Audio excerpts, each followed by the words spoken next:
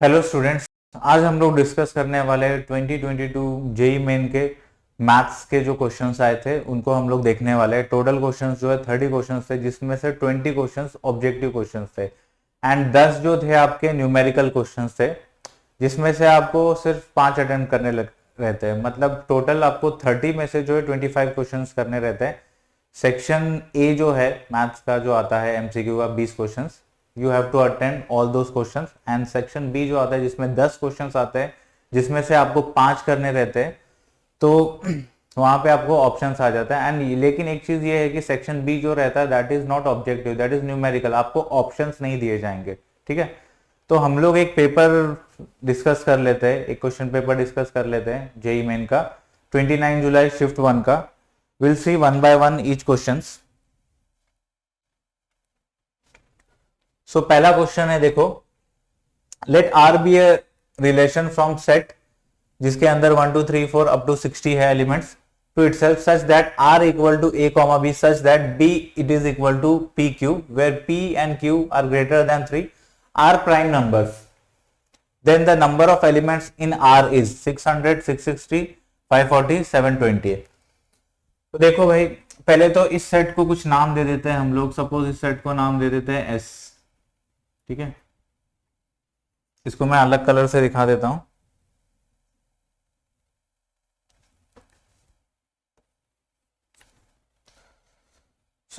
अब बोला है कि आपको एक रिलेशन है R जिसमें A और B है, जिसमें B को बोला गया है it is P into Q.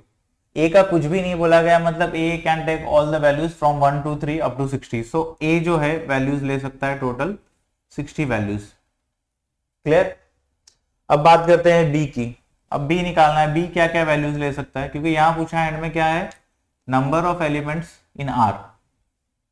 तो B is given P into Q. अब P एंड Q की हमको कुछ वैल्यूज देखनी पड़ेगी। सपोज मैं P की वैल्यू मान लेता हूं, यहाँ पे P एंड Q क्या है आपके prime number. So suppose P ले लेता हूं 3, तो Q क्या क्या वैल्यू ले सकता है।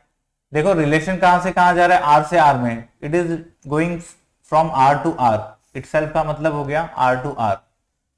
तो जो एलिमेंट्स होंगे A एंड B जो होंगे हमारे, इसी के अंदर की वैल्यूज होनी चाहिए, इसके बाहर की वैल्यूज नहीं होनी चाहिए। सो सपोज 3 अगर मैंने P ले लिया, तो Q क्या क्या वैल्यू आ सकती है, 3 5 7, प्राइम नंबर होने चाहिए 11 13 हो जाएगा, देन 17 आ जाएगा, 19 आ सकता है, यस 19 भी आ सकता है, 60 के अंदर आता है। सो ये सारे नंबर हो गए। अगर इसके बाद का मैं प्राइम नंबर लेता हूं सपोज 23, तो 23 इंटू 3 जो कि इसके बाहर हो जाएगा। ओके, 60 के अंदर होने चाहिए एलिमेंट्स। फिर P की वैल्यू सपोज मैंने ले ली 5, तो Q कितना हो जाएगा मेरा 5 इंटू 5 25। यहां पे मैं 3 क्यों नहीं ले रहा हूं, बिकॉज 3 इंटू 5 ऑलरेडी हो चुका है। सो 5 इंटू 3 भी वही वैल्यू हो गई, सो दोबारा रिपीटेशन नहीं रहेगा। 5 into 5, then 5 into 7, 5 into 11, 13 into 5 नहीं ले सकते वो, क्योंकि इसके बाहर हो जाएंगे एलिमेंट्स। देन P की वैल्यू सपोज मैं 7 ले लेता हूं, तो Q क्या हो सकता है हमारा, एक 7 हो सकता है, 11 लूंगा तो 77 again out of this set. Okay, so अगर आप देखोगे यहाँ पे टोटल A जो है कितने, A की वैल्यू जो है यहाँ पे, मतलब ये क्या है, ये आपका ऑर्डर पेयर है जहाँ पे A 60 कोई भी वैल्यू ले सकता है इनमें से। और बात करते हैं अगर B की, B कितनी वैल्यूज ले रहा है, देखो यहाँ पे 1 2 3 4 5 6 7 8 9 10 11। तो टोटल ये A की पॉसिबिलिटी 60 इंटू बी की पॉसिबिलिटी 11, तो टोटल 660 एलिमेंट्स बन जाते हैं मेरे R के अंदर। Number of elements in R will be 660। Okay, so option बनता है आपका B। क्लियर, बहुत इजी क्वेश्चन। नेक्स्ट क्वेश्चन है कॉम्प्लेक्स नंबर का है। यहां पे दिया if z equal to 2 + 3i and then z to the power 5 plus, ये क्या है, ये conjugate of z to the power 5 is equal to. तो यहां पे हम लोग क्या करेंगे, बाइनोमियल एक्सपेंशन आपने पढ़ा होगा। अगर आपने पढ़ा है तो x plus a to the power n, suppose मैं n ले लेता हूं, इसका एक्सपेंशन क्या होता है, nc0 x to the power n a to the power 0 plus nc1 x to the power n minus 1 यहाँ पे a to the power 1 और ये ऐसा ऐसा एक्सपेंशन जाता है, ठीक है। सो ये हो गया बाइनोमियल एक्सपेंशन। सो सेम हम यहाँ पे वही यूज करने वाले हैं। तो यहाँ पे अगर आप देखोगे 2 plus 3i to the power 5, इसका एक्सपेंशन क्या होगा as per this binomial expansion? 5c0 2 to the power 5 3i to the power 0 plus 5c1 2 to the power 4 3i to the power 1, नीचे लिख रहा हूं, ठीक है। 5c2 2 to the power 3 3i to the power 2 plus 5c3 2 to the power 2 3i to the power 3 plus 5c4 sorry 5c0 5c1 5c2 5c3 5c4 5c4 2 to the power 1 3i to the power 4 5c5 2 to the power 0 3i to the power 5। Okay, ये हो गया इसका expansion. फिर इसके बाद 2 plus 2 minus 3i का conjugate. अच्छा, यहाँ पे ये z अगर आपका है 2 प्लस 3i तो इसका कॉन्जुगेट क्या होगा? हमने पढ़ा है कॉन्जुगेट में क्या हो जाता है, इमेजिनरी पार्ट जो इसका साइन उल्टा हो जाता है। सो यहाँ पे 2 माइनस 3i हो गया कॉन्जुगेट ऑफ z। सो अब इसका एक्सपेंशन मैं कैसे लूंगा?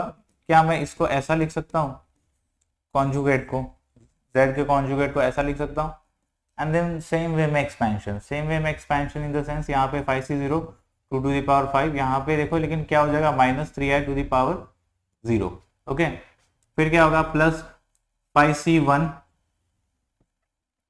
2 to the power 4 minus 3i to the power 1 plus 5c2 same expansion, बस यहाँ पे देखो 3i की जगह क्या हो रहा है, माइनस 3i आ रहा है हमारा।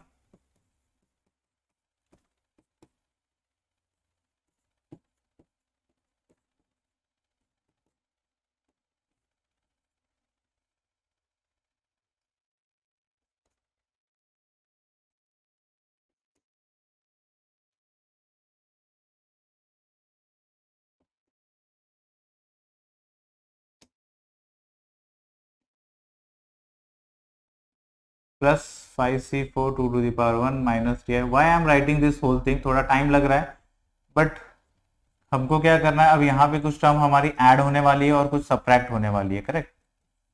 सो वही हम लोग देखने वाले हैं अभी।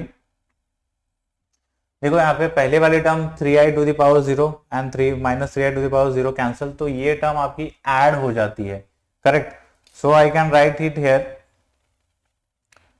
z to the power 5 plus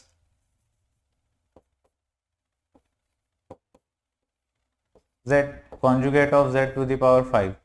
so यहाँ पे देखो क्या हो रहा है, ये दोनों ऐड हो जाएंगे, ट्वाइस ऑफ हो जाएगा, ठीक है। सेकेंड वाली टर्म देखो यहाँ पे, सेकेंड वाली टर्म में यहाँ पे अगर देखोगे तो ये 3i है, यहाँ पे जो है आपका माइनस 3i है। सो ये जो टर्म है ये टर्म मेरी कैंसिल हो जाती है। थर्ड वाली टर्म अगर देखोगे तो 3i दी होल स्क्वायर, ठीक है। तो यहाँ 3 का स्क्वायर 9 i स्क्वायर माइनस, यहाँ पे देखोगे तो माइनस 3 का square 9 and i square minus 1, तो ये टर्म अगेन ऐड हो रही है। तीसरी टर्म अगेन यहाँ पे कैंसिल हो जाएगी, ये टर्म ऐड हो जाएगी और अगेन ये लास्ट वाली टर्म कैंसिल आउट हो रही है, ठीक है। तो इन शॉर्ट मेरा क्या आ जाता है आंसर यहाँ पे, पहली टर्म को देखते हैं। पहली टर्म में 5c0 twice of 5c0, 2 common बाहर ले लूंगा क्योंकि हर जगह ट्वाइस हो रहा है। So this will be equal to twice of 5c0 is 1 into 2 to the power 5 यानी कि 32। यहाँ पे क्या हो रहा है, माइनस साइन आ रहा था हमारा, so minus 5c1 is 5 into 2 to the power 4 16, then sorry this term 5 into 8 2 to the 5c2 हमारा यहाँ पे आएगा 10, सो 10 इंटू 2⁻³ 8 और ये हो जाता है 9। ठीक है, i² -1 हो गया, सो ये माइनस साइन यहाँ पे आ गया। ये टर्म तो कैंसिल हो गई। अब ये टर्म को देखते हैं। यहाँ पे देखो 5c4 जो है आपका 5 हो जाएगा, साइन को बाद में देखते हैं, इंटू 2 3⁴ 3⁴ आपका हो जाएगा यहाँ पे। एंड यस, i⁴ की वजह से क्या हो जाएगा, 1 हो जाएगा। तो यहाँ पे साइन आ रहा है आपका प्लस। सो 5 2 एंड 3⁴, सो ये हो जाता है 81। ओके, इसके बाद कुछ नहीं करना है, बस सिंपल मल्टीप्लिकेशन है हमारा। ये हो जाता है 2 इंटू 32, यहाँ पे माइनस 9 8 72 720 प्लस यहाँ पे हो जाता है 10 एंड 810। सो ये आ जाता है, यहाँ पे कैंसिल करोगे तो ये आपका आ जाएगा 90 32 प्लस 90। सो जो आपका आता है 122 into 2 which is 244। So option आ गया ए। क्लियर? थोड़ा कैलकुलेटिव था, बट यहाँ पे वही आपको साइन का ध्यान रखना है। ऑल्टरनेट टर्म्स क्या हो रही है, ऑल्टरनेट टर्म्स एक टर्म ऐड हो रही है, उसी नेक्स्ट वाली टर्म कैंसिल हो रही है। तो यहाँ पे आई होने की वजह से आपको थोड़ा सा साइन का ध्यान रखना है, अदरवाइज क्वेश्चन बहुत इजी है। ओके, आगे देखते हैं। नेक्स्ट क्वेश्चन है, let A be a 2x2 matrix with determinant of A equal to -1 and determinant of bracket के अंदर a प्लस आई। आई क्या होता है हमारा identity matrix, into adjoint of a plus I, that is equal to 4। Then the sum of the diagonal elements of a can be. पहले तो question समझ लो क्या है। 2x2 मैट्रिक्स है, तो 2x2 मैट्रिक्स को हम ले लेते हैं ए बी सी डी। पता नहीं है ना एलिमेंट्स, तो हम लोग ए बी सी डी ले लेते हैं। Let A equal to this and इसका डिटरमिनेंट आपको दिया है -1। सो इसका डिटरमिनेंट ऑफ ए कितना आएगा, A into D minus B into C and that is given equal to -1। आपको लास्ट में पूछा गया इन्होंने, ठीक है, ये भी चीज दी हुई, इसको भी देखते हैं। लास्ट में क्या पूछा गया, the sum of the diagonals of the elements of A can be. Sum of the elements of diagonal elements, diagonal elements कौन से हो गए, ये ए और डी। तो आपको एंड में इन्होंने पूछा है कि भाई ए प्लस डी क्या है, क्या वैल्यू आएगी। तो कैसे करेंगे इसको, हमने ये वैल्यू तो निकाल ली, ये वैल्यू को हम जो है बाद में यूज करने वाले हैं। Take it as, mark it as 1। अब ये देख लेते हैं, a plus I into adjoint of A. अच्छा, यहाँ पे एडजॉइंट ऑफ ए क्या होगा, एडजॉइंट ऑफ ए देख लेते हैं पहले। Adjoint of A 2x2 matrix का निकालना काफी आसान है, आपको करना कुछ नहीं होता है। ये जो है इंटरचेंज कर दो, सो यहाँ पे डी आ जाएगा, यहाँ पे ए, और इनका क्या हो जाता है, साइन चेंज। सो अब पूछा क्या है, पहले तो a plus I into adjoint of a plus I. So what is this value, इसको देख लेते हैं। a प्लस आई यानी कि ये matrix a plus identity matrix आपको क्या देगा, a प्लस 1, करेक्ट। यहाँ पे b प्लस 1, b प्लस 1 नहीं, सॉरी b ही रहेगा, क्योंकि आइडेंटिटी मैट्रिक्स 2x2 क्या होगा। हाँ, यहाँ पे एक और चीज है, ये ऑर्डर 2x2 है, तो ये आइडेंटिटी मैट्रिक्स भी आपका 2x2 ही होगा। So a plus 1 b and यहाँ पे c as it is, and ये आ जाएगा b प्लस 1। ठीक है, ये कौन सा पार्ट हो गया हमारा, a प्लस आई वाला पार्ट हो गया।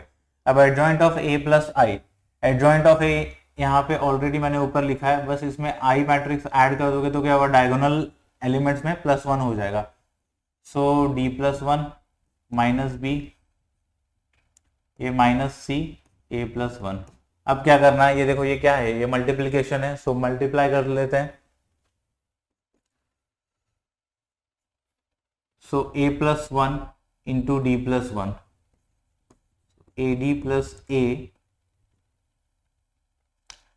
Plus one into D plus one, A D plus A plus D plus one, ठीक है। फिर इसके बाद माइनस बी सी, ये हो गया। उसके बाद दिस इंटू दिस, तो ए प्लस वन, देखो यहाँ पे A plus one into minus B plus B into A plus one, exactly उल्टा हो गया ना प्रोडक्ट। देखो A plus one into minus B plus B into A plus one, product same है, sign उल्टा है तो कैंसिल आउट हो जाएगा, यहाँ पे आ जाएगा 0। क्लियर। फिर उसके बाद नेक्स्ट वाले इसमें स्टेज में चलते हैं, C into D plus one plus minus C into D plus one, again yes ये भी कैंसिल हो जाएगा हमारा। फिर दिस इंटू दिस कॉलम, तो ये आ गया माइनस बी सी, यहाँ थोड़ा सा यहाँ हम लोग शिफ्ट कर देते हैं, so minus B C plus now D plus one into A plus one, तो ये आ गया A D plus D plus A plus one. Okay, यहां तक क्लियर है सबको। अब यहाँ पे मैं थोड़ा सा सब्स्टिट्यूशन कर दूंगा। देखो A D minus B C हमको कितना आया है, माइनस वन। यहाँ पे भी देखो A D minus B C minus one, तो minus one plus one cancel out हो गया, मुझे मिल के आ रहा है अल्टीमेटली ये। यहाँ पे बचता है डी, यहाँ पे 0 0, एंड यहाँ पे भी देखो आपका plus one minus one cancel हो गया, हाँ डी प्लस ए 0, यहाँ पे भी डी प्लस ए या ए प्लस डी, सो ये आ गया मेरा A plus I into adjoint of A plus I.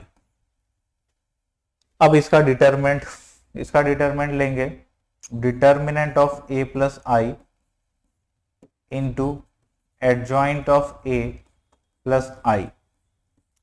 Determinant multiply कर दोगे तो A plus D the whole square, and that is already given equal to 4। So square root लेंगे तो a plus D equal to plus minus 2। अब option यही तो निकालना था हमको, sum of the diagonal elements, यानी a प्लस डी आ गया प्लस माइनस 2, बट ऑप्शन में क्या दिया है, सिर्फ 2 दिया है, so the option is B. काफी सिंपल क्वेश्चन था। नेक्स्ट क्वेश्चन पे आते हैं। फोर्थ क्वेश्चन है, if 1/20 minus A into 40 minus A so and so terms दी गई है, that is sum is equal to 1/256, then the maximum value of a is, maximum value of a, उसके लिए तो पहले मुझे क्या करना पड़ेगा, ये जो LHS में दिख रहा है इसको सिंप्लीफाई करना पड़ेगा। यहाँ पे ना मुझे AP दिख रहा है ना GP दिख रहा है, बट एक चीज ध्यान रखना, इस टाइप के क्वेश्चन में ना आप इन टर्म्स को ना तोड़ दो, ब्रेक कर दो। कैसे? सपोज अगर आप देखोगे इसको, अगर देखोगे, अगर मैं 40 माइनस ए, नॉट 40 माइनस ए, सीधा ऐसे लिखते हैं 1/20 माइनस ए माइनस 1/40 माइनस ए, अगर ये करूं तो देखो क्या मिलेगा, एलसीएम लोगे तो ये यहां आ जाएगा, ये यहां आ जाएगा, ए कैंसिल हो जाएगा, 40 माइनस 20 बचता है, ऊपर मतलब 20 बचना चाहिए, तो मैं मल्टीप्लाई कर देता हूं 1/20 से। इवन यहां पे भी आप देखोगे ये 1/40 माइनस ए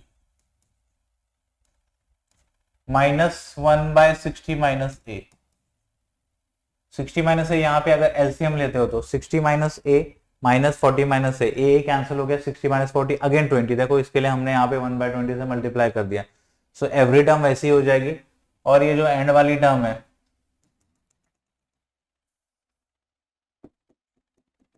एंड वाली टर्म भी वैसे सेपरेट हो जाएगी, 1/80 माइनस ए माइनस 1/200 माइनस ए।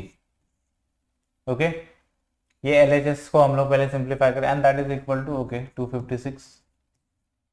तो अब यहाँ पे देखो, देख रहे हो एडजेसेंट टर्म जो है ये कैंसिल हो जाएगा। सिमिलर इसके आगे वाली जो दो पेयर रहेंगे उसमें एक में 60 माइनस ए रहेगा, तो ये कैंसिल हो जाएगा। एंड में कैंसिल होते होते सब कैंसिल हो जाएगा, बस बचेगा आपका ये पहला टर्म एंड ये दूसरा टर्म, करेक्ट। और साइन क्या है यहाँ पे, माइनस का, तो ये मेरा आ जाता है ultimately 1/20 upon 1/20 minus A minus 1/200 minus A, that is equal to 1/60 minus A, sorry not 60 minus A, यहाँ पे दिया है it is 1/256, 1/256।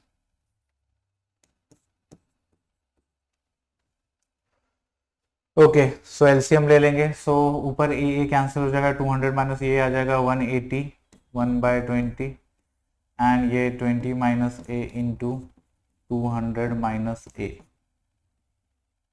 It is equal to 1/256।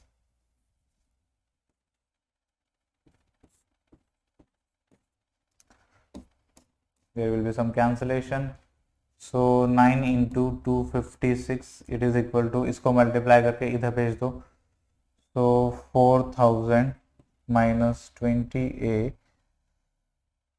minus 200a plus a square, so 4000 minus 220a plus a square, then 9 into 256 करना है आपको, so that is going to give you 2304। देखो ये quadratic equation है, थोड़ा लंबा है लेकिन ये इजी है सॉल्व करना, तो थोड़ा स्क्रीन पे स्पेस बना लेते हैं।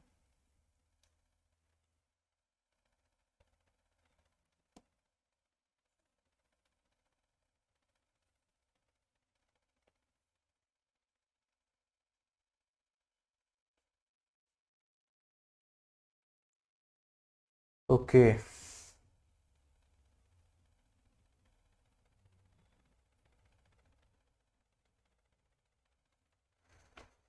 सो ये आएगा मेरा, देखो A square minus 220a then 4000 minus 2304, तो ये आ जाएगा आपका प्लस 1696 इक्वल टू 0। इसको फैक्टराइज कर दो, आपको जो है ए की वैल्यू मिल जाएगी, फैक्टराइज करने पे ए की वैल्यू मिलेगी, एक 8 इक्वल टू एंड एक मिलेगा 122, सॉरी नॉट 122, 212। यहाँ फैक्टराइजेशन आप सभी को पता है, देखो अभी ये सब चीजें आप लोगों को आनी चाहिए। फैक्टराइजेशन करेंगे तो एक वैल्यू आ रही 8, एक 212, तो यहाँ पे पूछा क्या है उन्होंने, मैक्सिमम वैल्यू ऑफ ए, सो आपका आंसर हो जाता है सी। अगेन सिंपल क्वेश्चन, बस यहाँ पे आपको जो इनको स्प्लिट करना था, आप इसको कह सकते हो यहाँ हमने पार्शियल फ्रैक्शन यूज किया, एक तरह से पार्शियल फ्रैक्शन ही यूज हुआ है। ओके देखते हैं next question. The odd natural number a such that area of the region bounded by y equal to 1, comma y equal to 3, x equal to 0, comma x equal to y to the power a is 364/3 is equal to, तो यहाँ पे a की value निकालनी है। पहले तो देखो area bound जो हो रहा है उसके लिए एक रफ स्केच बना लेते हैं, ठीक है। रफ स्केच देख लेते हैं, ग्राफ कैसा बनेगा मेरा।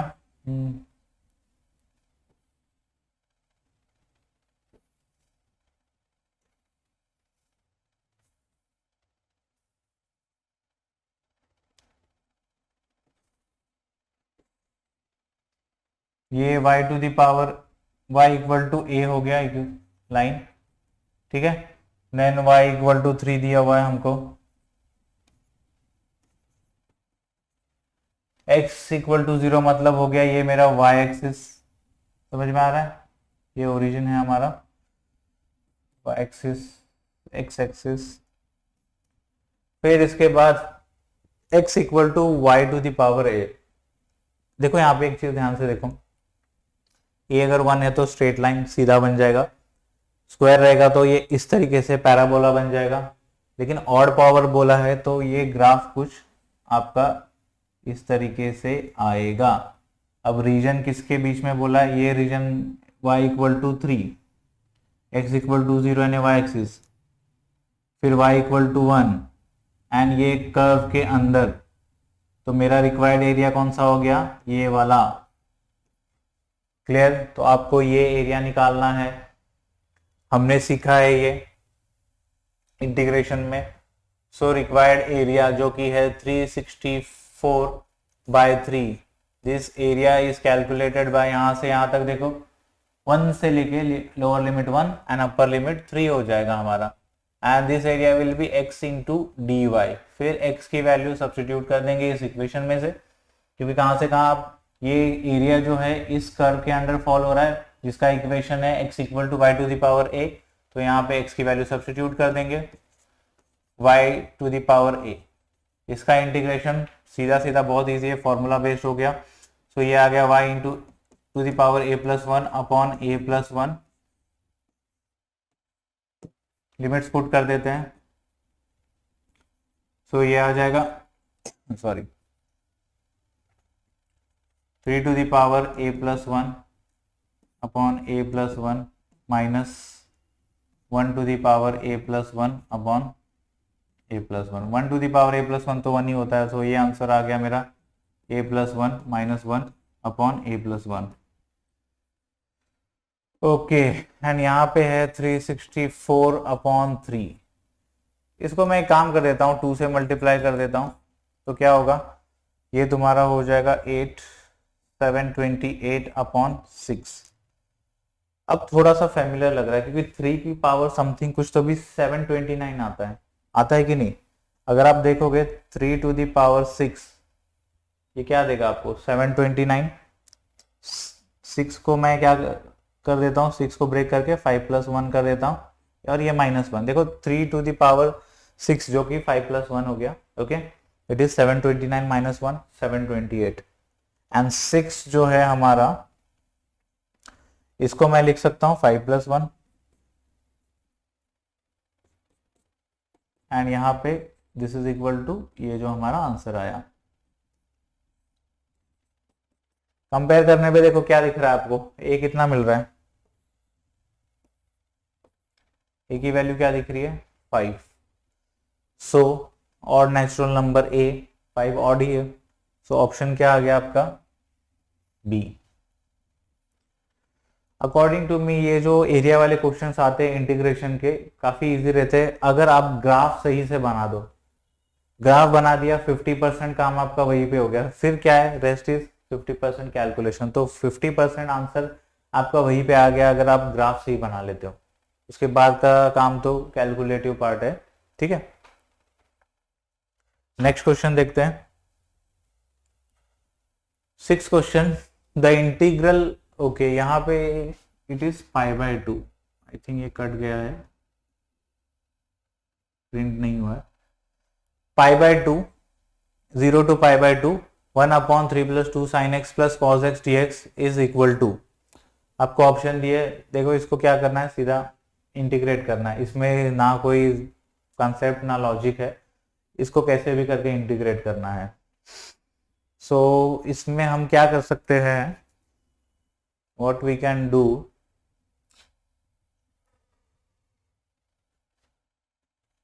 थ्री को क्या मैं 3 इंटू 1 लिख सकता हूँ, या ऐसा लिख सकता हूँ, sin² x/2 plus cos² x/2 plus 2 sin x को मैं यहाँ पे डबल हाफ एंगल वाला फॉर्मूला लगा देता हूँ, तो ये 2 into 2 sin x/2 cos x/2 plus cos x को क्या मैं ऐसा लिख सकता हूँ, cos² x/2 minus sin² x/2।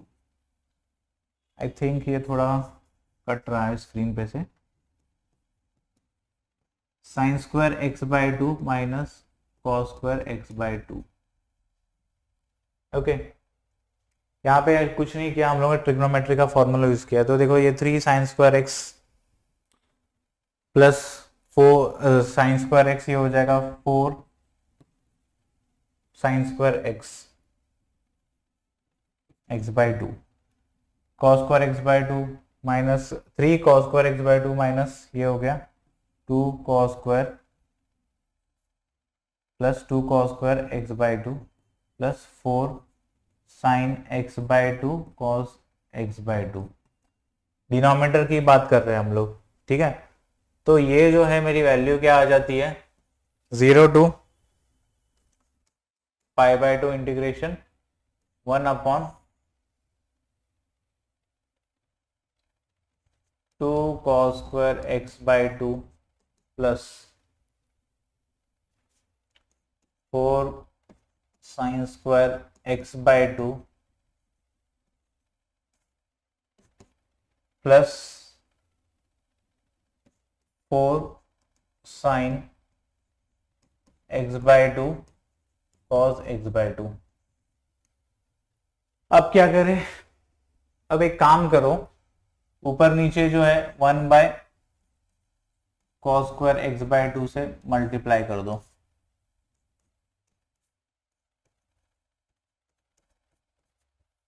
सो क्या हो जाएगा यहाँ पे देखो 1 by cos square x by 2 ये हो जाएगा यहाँ पे sex square x by 2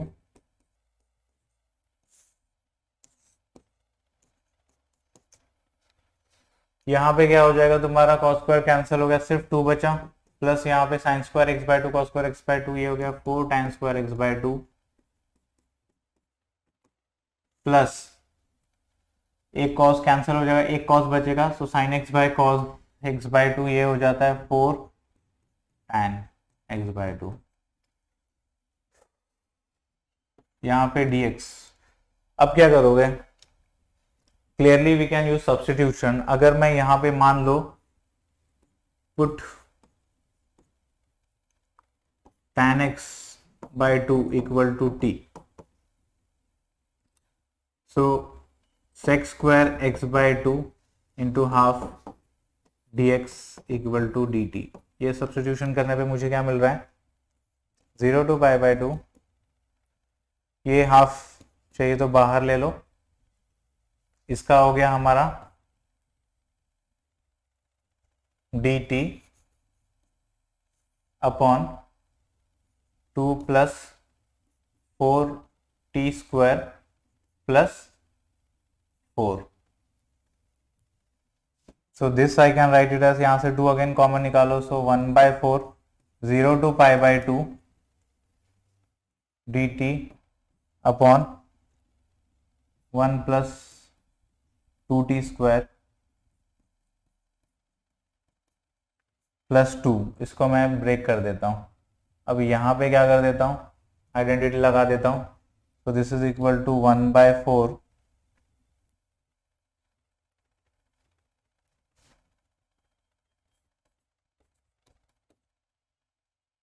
dt upon t plus 1 the whole square plus 1।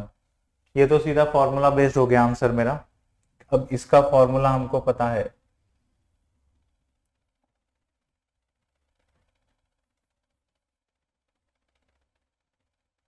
थोड़ा सा जगह बना लेते हैं। तो this is equal to 1 by 4 bracket में tan inverse of t plus 1 plus c। Clear? So अच्छा लिमिट दी है तो प्लस c नहीं होगा, सॉरी।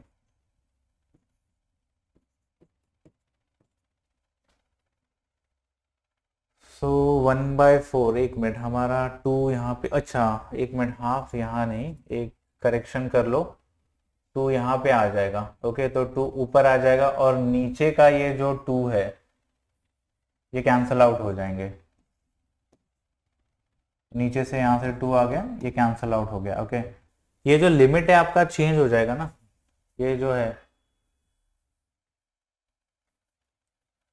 ये कैसे होगा, देखो tan x by 2 equal to 2t, जो भी है पुट किया आपने, tan x बाय तो आपने t पुट किया है, करेक्ट। सो अगर यहाँ पे पाई बाय 2 मैं डालता हूं तो ये हो जाता है पाई बाय 4, तो tan पाई बाय 4 कितना हो जाता है 1, करेक्ट। तो यहाँ पे मेरा ये क्या बन जाएगा लिमिट 1, एंड जब आप यहाँ पे 0 पुट कर रहे हो तो tan 0 कितना होता है 0, तो यहाँ पे 0, तो लिमिट इस तरीके से चेंज हो गई, तो यहाँ पे ये आ जाएगा 1 एंड 0, तो वैल्यू पुट करेंगे तो ये आ जाएगा tan inverse of 2 minus tan inverse of 1, तो ये आ जाता है tan इनवर्स ऑफ 2 एंड ये तो हमको पता है इट इज 5/4। सो ऑप्शन उस हिसाब से हमारा क्या हो जाता है,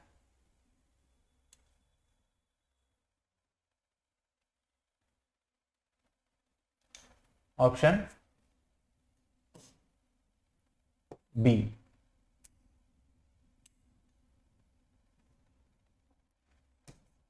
okay, next question, let's the solution of curve y equal to y of x of the differential equation 1 plus e to the power 2x into dy by dx plus y equal to 1 pass through the point 0 comma pi by 2, then the limit delta x tends to infinity e to the power x into y of x is equal to। तो solution of the curve of the differential equation, ये differential equation का solution इस form में दिया है, हमको इसका solution पहले निकालना है। ओके, तो इसका सॉल्यूशन निकाल लेते हैं। अगर ये फॉर्म आप देखोगे, इसको बस यहां भेज दो, so what you will get, dy by dx plus y it is equal to 1/1 plus e to the power 2x। ये तुम्हारा एक स्टैंडर्ड फॉर्म है, हम लोगों ने पढ़ा है। ये कौन सा फॉर्म है, dy by dx plus py equal to q, ठीक है। देन यहां पे इंटीग्रेटिंग फैक्टर क्या होगा, if it is e to the power p into dx, सो ये आ जाएगा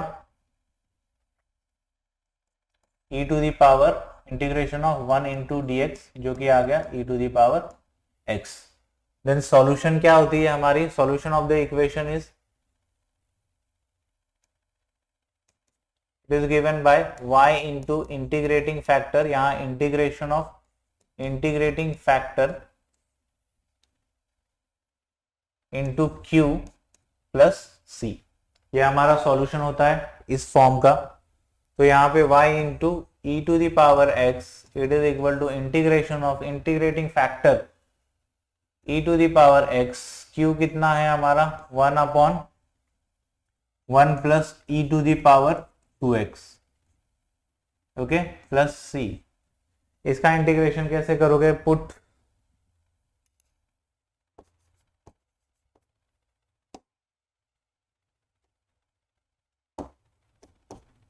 e to the power x equal to t, so that will give you e to the power x dx equal to dt।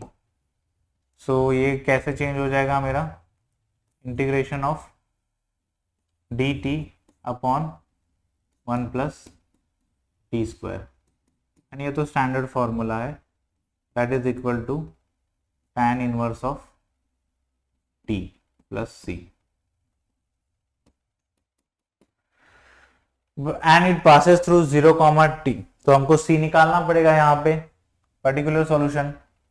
So 0 comma यानी कि x आपका 0, so e anything raise to 0 is 1, so ये यहाँ पे आ जाएगा आपका y into 1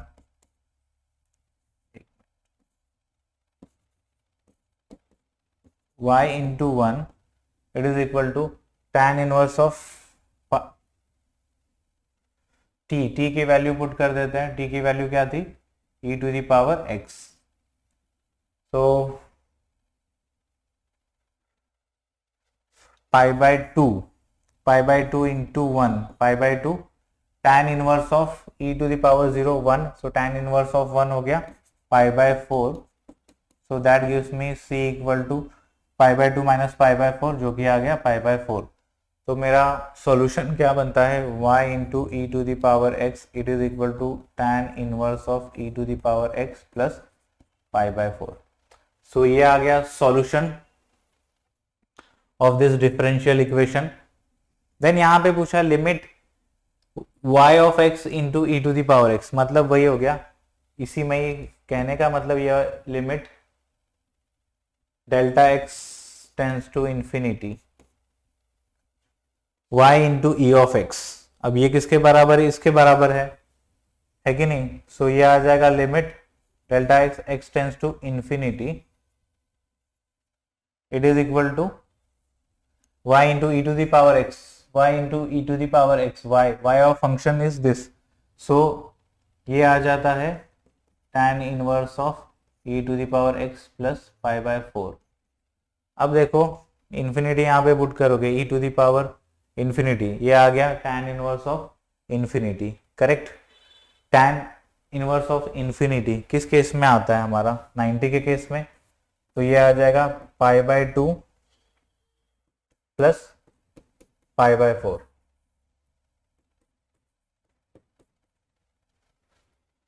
clear. So pi by 2 plus pi by 4 ये आ जाता है आपका 5, 1 second,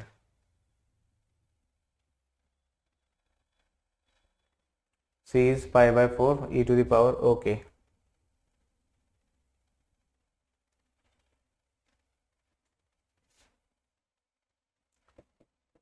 three pi by 4, correct. So LCM लेके करोगे तो ये 3 पाई बाय 4 हो जाएगा, so your option is B. Clear. Again simple question था, कुछ नहीं किया, बस ये अगर आपको सीबीएसई लेवल का अगर ये फॉर्मूला याद है तो ये क्वेश्चन कुछ भी नहीं है। Coming to the next question, 7th question की बात कर लेते हैं, 7th हो गया सॉरी, 8th की बात कर लेते हैं। 8 क्वेश्चन में दिया है if a line L passes through the point of intersection of the lines bx plus d 10y minus 8 equal to 0 and 2x minus 3y equal to 0, b belongs to R minus 4 by 3। if the line L also passes through the point 1 comma 1 and touches the circle, circle का equation आपको दिया हुआ है यहाँ पे, then the eccentricity of the ellipse is। Question समझ में आया? Okay, so line L passes through intersection of two lines. There are two lines given. तो this line L, इसकी इक्वेशन क्या होगी, हमने पढ़ा है। सो दोनों इक्वेशंस को पकड़ेंगे, जो इंटरसेक्टिंग लाइन्स है उनकी इक्वेशन को पकड़ेंगे। So bx plus 10y minus 8 plus lambda into 2x minus 3y equal to 0, ये इक्वेशन हो गई लाइन L की। अब यहाँ पे क्या बोला है, and this line also passes through 1,1, तो यस, तो 1,1 इस इक्वेशन को सेटिस्फाई करेगा, तो 1 वैल्यू डाल देंगे। सो b plus 10 minus 8 plus lambda into, ये 1 1 हो जाएगा, 2 माइनस 1, ये माइनस 1, सो इन शॉर्ट ये आ जाता है 2, so b plus 2 it is equal to lambda. अब ये जो वैल्यू है अगेन हम इस ओरिजिनल इक्वेशन में डाल देते हैं, जो कि मेरी ओरिजिनल इक्वेशन क्या है, ये है। ओरिजिनल इक्वेशन में ये b प्लस 2 की वैल्यू डाल देते हैं। सो हमको क्या मिल रहा है, bx plus 10y minus 8 plus b plus 2 into 2x minus 3y equal to 0। थोड़ा इसको सिंप्लीफाई कर देते हैं, तो 2bx minus 3by plus 4x minus 6y equal to 0, यहाँ पे bx plus 10y minus 8, okay. तो bx plus 2bx 3bx plus 4x, तो ये 4x plus 3bx, x common बाहर ले लेते हैं। देन ये 10y, yes 10y minus 6y, ये आ गया 4y माइनस 3by, तो 4 एक y कॉमन बाहर निकाल लेते हैं, तो 4 minus 3b into Y, okay, minus 8 equal to 0। तो ये लाइन L की अब इक्वेशन मिल गई हमको। अब if the line L also pass, sorry ये हो गया, and touches the circle, touches the circle मतलब क्या हो गया, ये लाइन L टेंजेंट है इस सर्कल के लिए, करेक्ट है कि नहीं। Then eccentricity of the ellipse, eccentricity of the ellipse में क्या है, बी वैल्यू, मतलब ये जो है ना यहाँ पे बी वैल्यू, बस ये बी वैल्यू कैसे भी निकालनी है और यहाँ पे पुट करनी है, विल गेट द आंसर। तो सेकंड इस पे आते हैं, एंड टचेस द सर्कल, ये सर्कल की इक्वेशन है। 17 को अगर मैं इधर शिफ्ट कर देता हूँ, यहां से काट के इधर शिफ्ट कर देता हूँ, तो ये तुम्हारा सर्कल का इक्वेशन हो गया जिसका ओरिजिन कहाँ पे, सेंटर पे, और रेडियस क्या हो जाएगा, रेडियस कितना हो जाएगा, आर स्क्वायर है, सो ये हो जाएगा 4/√17 is the radius of this circle, sorry,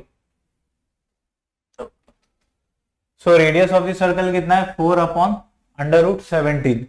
तो डायग्राम देख लेते एक बार, अगर ये लाइन एल है, मान लो ये लाइन एल यहाँ पे टच कर रही है, तो this will be perpendicular to the radius, ये रेडियस आर जो है ये है मेरा 4/√17, एंड ये हो गया 0,0, ये लाइन एल की इक्वेशन हो गई। तो अब हम क्या करेंगे, यहाँ पे डिस्टेंस फॉर्मूला लगा देंगे, and this distance is equal to radius of the circle, distance of a point from a line, ये फॉर्मूला हमने पढ़ा हुआ है 11th में, तो वही फॉर्मूला लगाएंगे।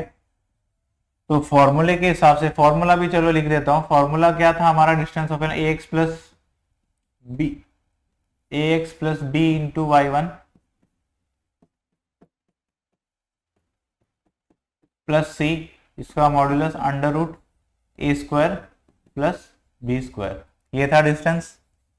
डिस्टेंस यहाँ r के बराबर है, रेडियस कितना है 4/√17। अब यहाँ x1 y1 क्या है, distance of a point from a line, centre से उस टेंजेंट का डिस्टेंस। अब सेंटर किस पे लाई कर रहा है, ओरिजिन पे, तो x1 y1 0 हो गया, तो दिस इंटू दिस 0, तो इस इक्वेशन में ये पार्ट 0 हो गया, सिर्फ बच गया आपका -8, उसका मॉड्यूलस लेंगे तो ये आ गया 8 √a² प्लस b², a क्या है यहाँ पे 4 + 3b,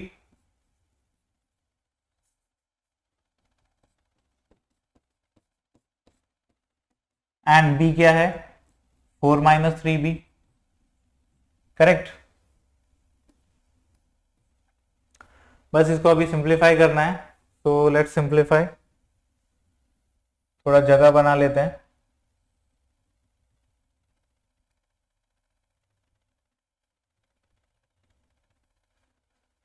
ओके, दोनों साइड स्क्वायर कर देते हैं, सो 1/17 it is equal to 4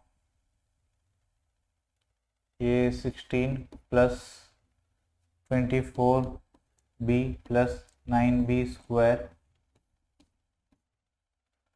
16 - 24b plus 9b² plus है, तो 1/17 इट इज इक्वल टू 4 ये आ गया 32, 24b कैंसिल हो गया, plus 18b², okay, so that gives me 32 plus 18b², it is equal to 17 into 4,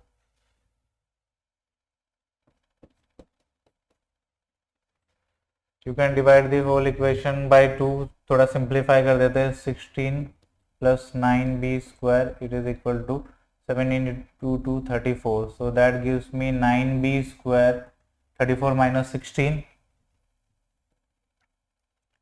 18, so b² equal to plus minus, sorry, b² is 2, correct.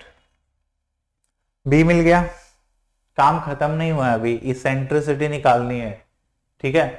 तो ये ellipse की equation में जो इसेंट्रिसिटी E कितना होता है हमारा, E इज c/a, और c कैसे निकालोगे, c will be √a² minus b² in case of ellipse.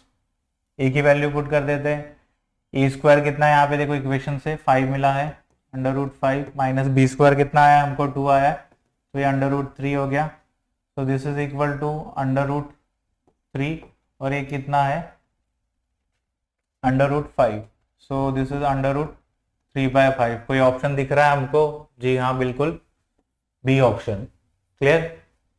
Question simple है, देखो जेई का क्वेश्चन कैसा रहता है, अगर आप थोड़ा सा काम डाउन होके क्वेश्चन के बारे में सोचोगे, क्वेश्चन बहुत इजी रहता है, ओके।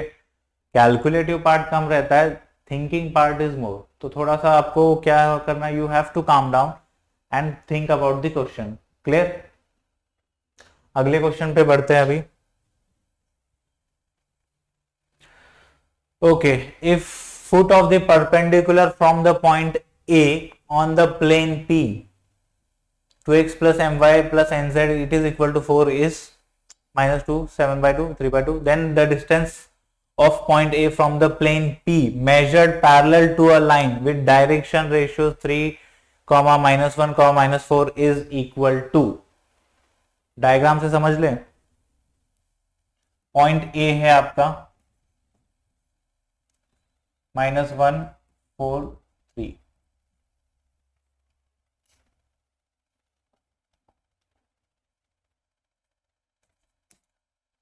ये प्लेन से इसका परपेंडिकुलर डिस्टेंस हो गया। फुट जो है मान लेते हैं B is the foot of the perpendicular, -2, 7 by 2, 3 by।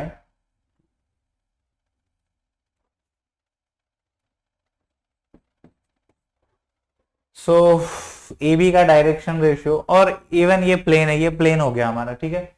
ये प्लेन की इक्वेशन आपको दी है 2x plus my plus nz it is equal to 4।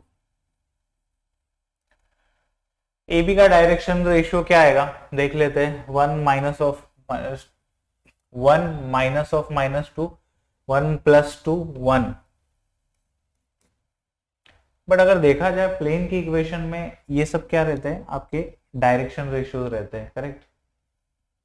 तो देखा जाए तो अगर इसके परपेंडिकुलर एक एन कैप वेक्टर है तो वो क्या होना चाहिए, वॉट एवर इट इज, ये वाला पार्ट और ये वाला पार्ट जो हमारा आ रहा है ए बी का डायरेक्शन रेशियो सेम होना चाहिए। तो सेम होने के लिए इसको मैं क्या कर देता हूँ, डिवाइड बाय 2 कर देता हूँ। सो ये x plus m by 2y plus n by 2z equal to. अब देखो ये यहाँ पे 1 है एंड हमारा डायरेक्शन रेशियो भी बना है, क्योंकि यहाँ पे जो एन कैप होगा इसका डायरेक्शन रेशियो क्या आएगा, I, यानी यहाँ पे 1। और ए बी का जब आप डायरेक्शन रेशियो निकालोगे तो भी वही आना चाहिए। अब मैच हो गया है यहाँ पे और यहाँ पे, ठीक है। प्लस यहाँ पे क्या होता है m by 2 j plus n by 2 k, और यहां पे मैं देखूं तो कितना आएगा आपका 4 माइनस 7 बाई 2, तो ये 1 by 2। So this 1 by 2, 1 by 2, ठीक है। एंड 3 माइनस 3 बाई 2 ये आ गया 6 माइनस 3 टू 6, यस 6 माइनस, तो ये आ गया 3 बाई 2। सो अगर आप देखोगे मैच करके तो यहाँ m की वैल्यू कितनी आनी चाहिए, m by 2 is equal to क्या है, this m by 2 is equal to 1 by 2। So m आ गया 1, n by 2 is equal to 3 by 2, so n आ गया 3। सो अल्टीमेटली डायरेक्शन रेशियोज क्या आ गए,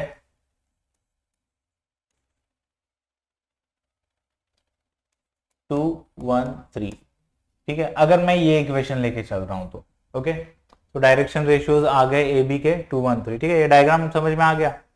अब एक चीज बोली है कि then the distance of point A from a plane P, again this plane P, इस plane P की बात चल रही, measured parallel to a line, एक मान लो एक लाइन ऐसे है रैंडमली जिसका डायरेक्शन रेशियो है 3, -1, -4, क्लियर। तो इसके पैरेलल एक लाइन यहां से यहां, ये पैरेलल लाइन हो, इसके पैरेलल, कहने का मतलब क्या हुआ, then the distance of a point A from the plane P measured parallel to a line, एक पैरेलल लाइन है सॉरी जिसका डायरेक्शन रेशियो है 3, -1 एंड -4, इसके पैरेलल ये यहां से यहां बना दिया, मान लो ये सी पॉइंट है, तो ये एसी डिस्टेंस कितना होगा, and AC is parallel to this line, तो एसी का जो है डायरेक्शन रेशियो सेम रहेगा। पैरेलल लाइंस होने पे क्या होगा, डायरेक्शन रेशियो सेम होता है। तो ये देखो अब मुझे एसी का क्या मिल गया है, एक तो ये पॉइंट मिल गया है एंड ये डायरेक्शन रेशियोज मिल गया है। तो एसी लाइन की इक्वेशन क्या बनेगी, अभी ये मैं मिटा रहा हूं। एसी लाइन की इक्वेशन क्या बनेगी आपकी, x माइनस और माइनस ये प्लस अपॉन 3, ये पढ़ा है हम लोगों ने ये वाला form, y minus 4 upon -1 it is equal to z minus 3 upon -4, this is some equal to lambda.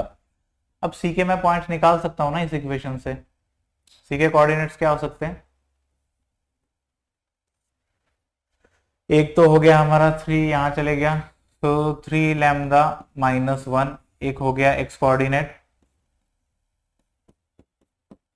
y coordinate minus 1, so minus lambda plus 4 y coordinate, and z coordinate क्या होगा, माइनस 4 लैम्डा प्लस 3। ये हो गया मेरा coordinate of c। ठीक है, अब distance formula में लगा, also this c point lie on this equation of plane. Equation of plane हमारी जो है 2x plus my plus nz equal to 4 इस पे लाई करती है। तो ये पॉइंट्स मैं x y z की जगह डाल देता हूं। सो 2 into 3 lambda minus 1 plus m हमारा कितना आया था, m आया था 1, है कि नहीं। So 1 into minus lambda plus 4 plus n कितना है 3 आया था, 3 into minus 4 lambda plus 3 that is equal to 4। So 6 lambda minus 2 minus lambda plus 4 minus 12 lambda plus 9 equal to 4। So इसको बस अब सिंप्लीफाई करना है। सो सिंप्लीफाई करेंगे तो आपको यहाँ पे लैम्डा की वैल्यू मिल जाएगी 1। ओके, लैम्डा की वैल्यू 1 मिल गई। अब क्या पूछा है आपको, अब ये पॉइंट्स पता कर लो भाई। सो 1 पुट करता हूँ, 3 माइनस 2 ये हो गया 2। ठीक है, एक्स कोऑर्डिनेट वाई कोऑर्डिनेट कितना हो जाएगा, माइनस 1 प्लस 4 3। देन यहाँ पे 1 पुट कर दो, ये हो गया minus 1। Clear, 2 3 minus 1। Then in दोनों के बीच लगाना है डिस्टेंस फॉर्मूला। डिस्टेंस फॉर्मूला लगाता हूँ AC, तो it will be under root 2 minus plus हो जाएगा। सो 3 स्क्वायर प्लस 3 माइनस 1, ये माइनस 1 का स्क्वायर प्लस माइनस 1 माइनस 4 का स्क्वायर। सो 9 प्लस 1 प्लस 16, तो 26 अंडर रूट 26। ऑप्शन में कहीं दिख रहा है, yes, option is B. Clear, बहुत सिंपल क्वेश्चन। अगेन थोड़ा सा डायग्राम, इवन मैं अपने स्टूडेंट्स को हमेशा कहता हूँ कि ये जो ज्योमेट्री वाले क्वेश्चन है, वेक्टर हो गया, फिर हमारा स्ट्रेट लाइंस हो गया, ये सब क्वेश्चन में अगर आप थोड़ा सा डायग्राम बना देते हो ना, तो आपका अंडरस्टैंडिंग और अच्छे से क्लियर हो जाता है। ठीक है, क्वेश्चन आप और बेहतर तरीके से समझ पाते हो। अगले वाले क्वेश्चन पे बढ़ते हैं। Let a equal to 3 plus i j, b equal to i plus 2j plus k, let c be a vector satisfying a cross b cross c equal to b vector b plus lambda into vector c। If b and c are non parallel then value of lambda is.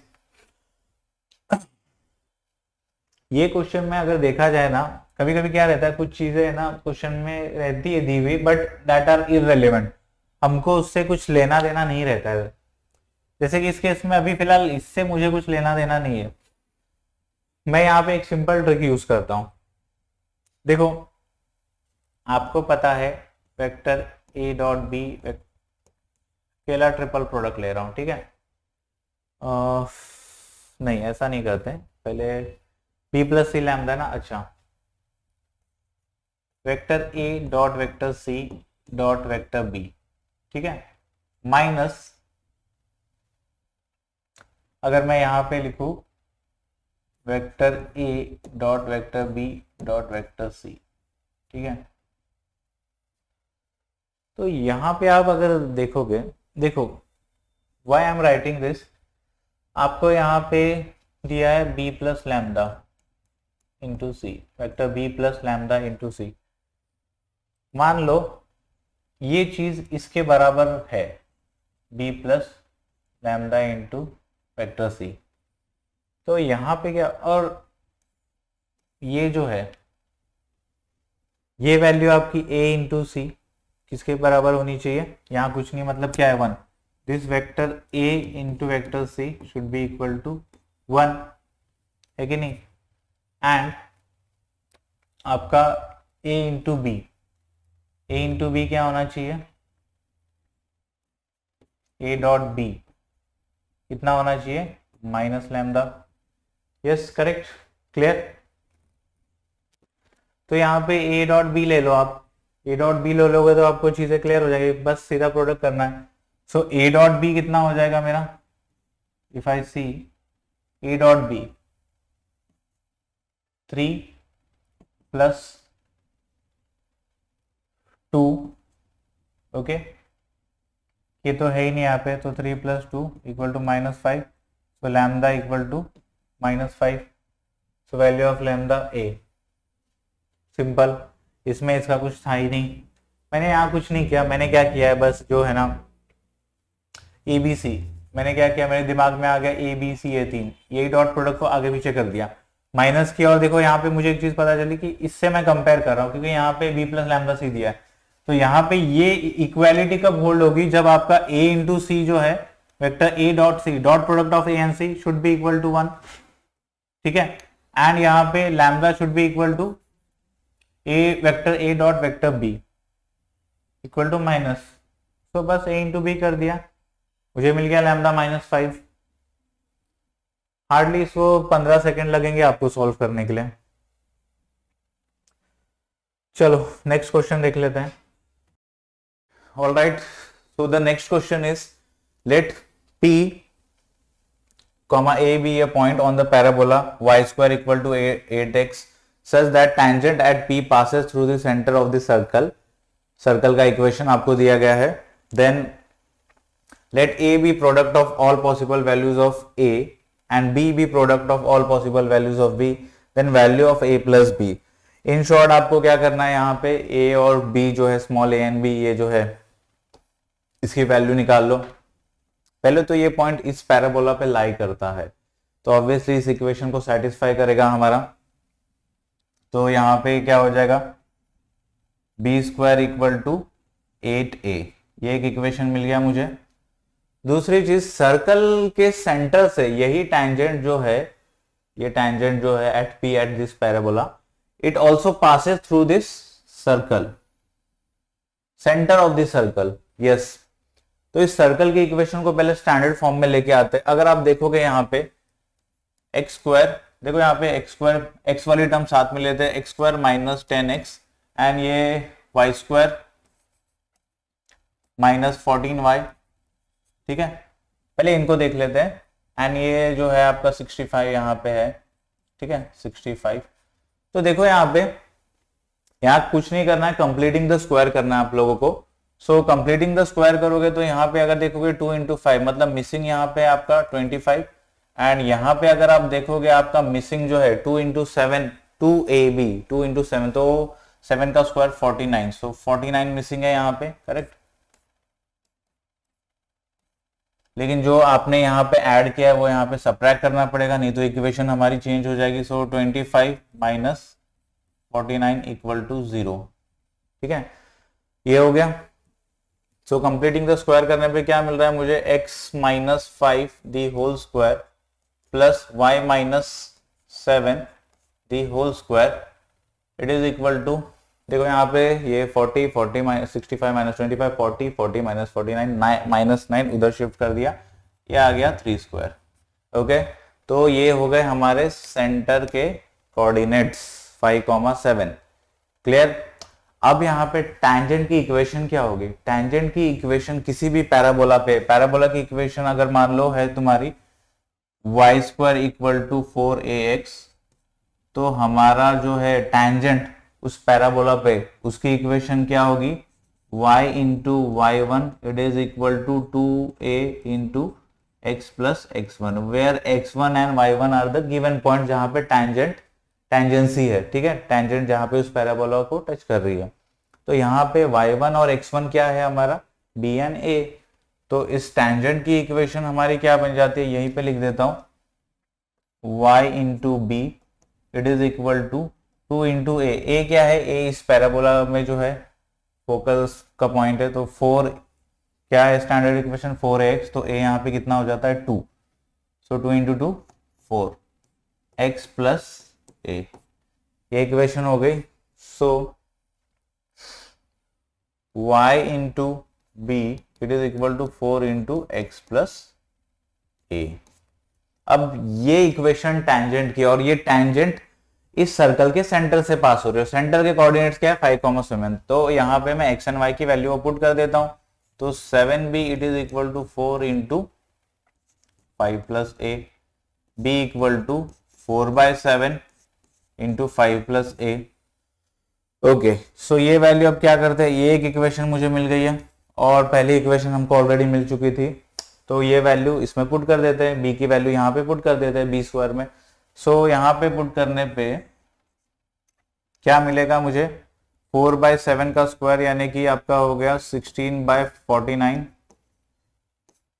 5 plus A the whole square it is equal to 8a।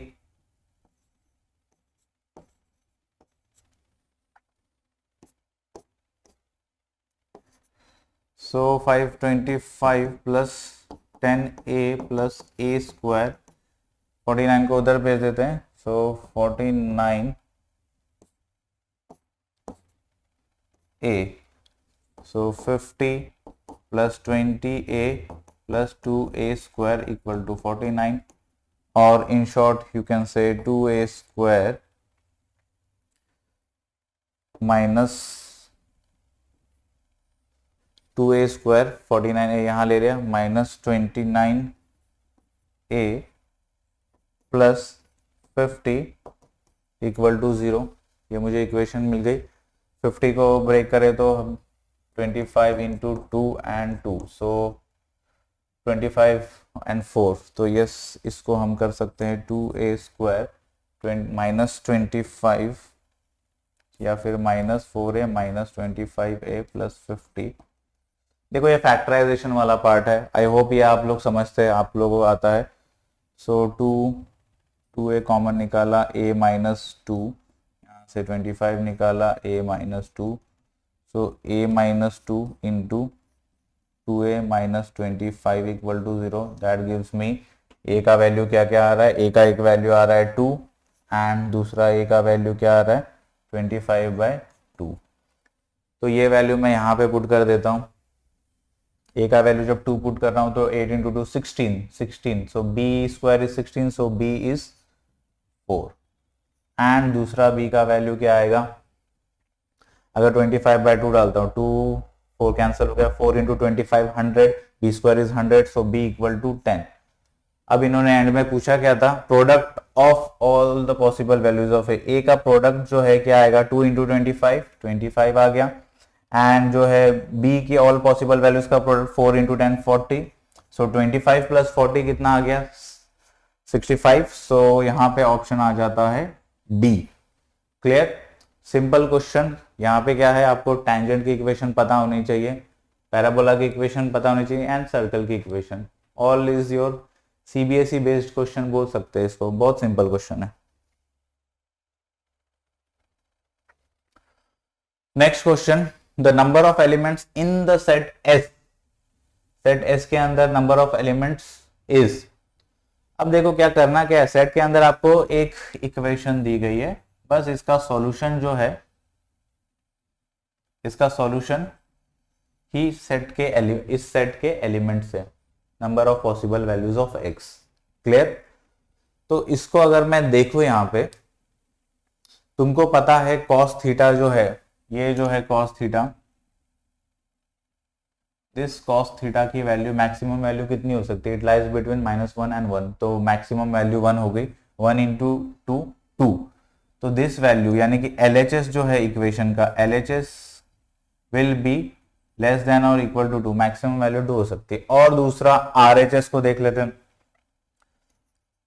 RHS में जो equation है ध्यान से अगर देखो, ये power बढ़ते जाएगा तो वैल्यू बढ़ती जाएगी। मिनिमम वैल्यू इसकी क्या हो सकती है, अगर मैं x की वैल्यू 0 पुट कर दूं यहाँ पे, तो 1 + 1 2, तो इसकी वैल्यू मिनिमम 2 हो सकती है and it will be increasing, minimum value 2 है उससे ज्यादा ही रहेगी।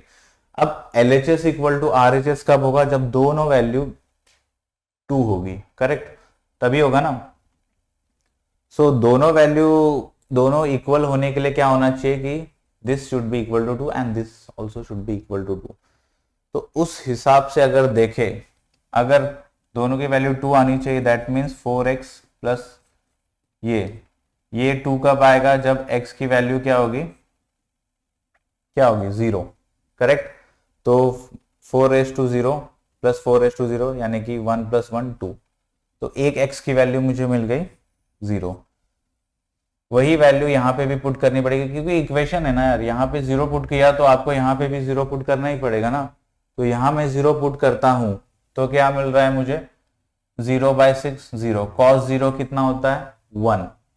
सो देखो 2 × 1 2 वही आ रहा है, यानी कि यहाँ पे भी x की वैल्यू 0, तो एक ही पॉसिबल वैल्यू है x की। तो इस इक्वेशन को सॉल्व करने पे मुझे x की एक ही वैल्यू मिल रही है।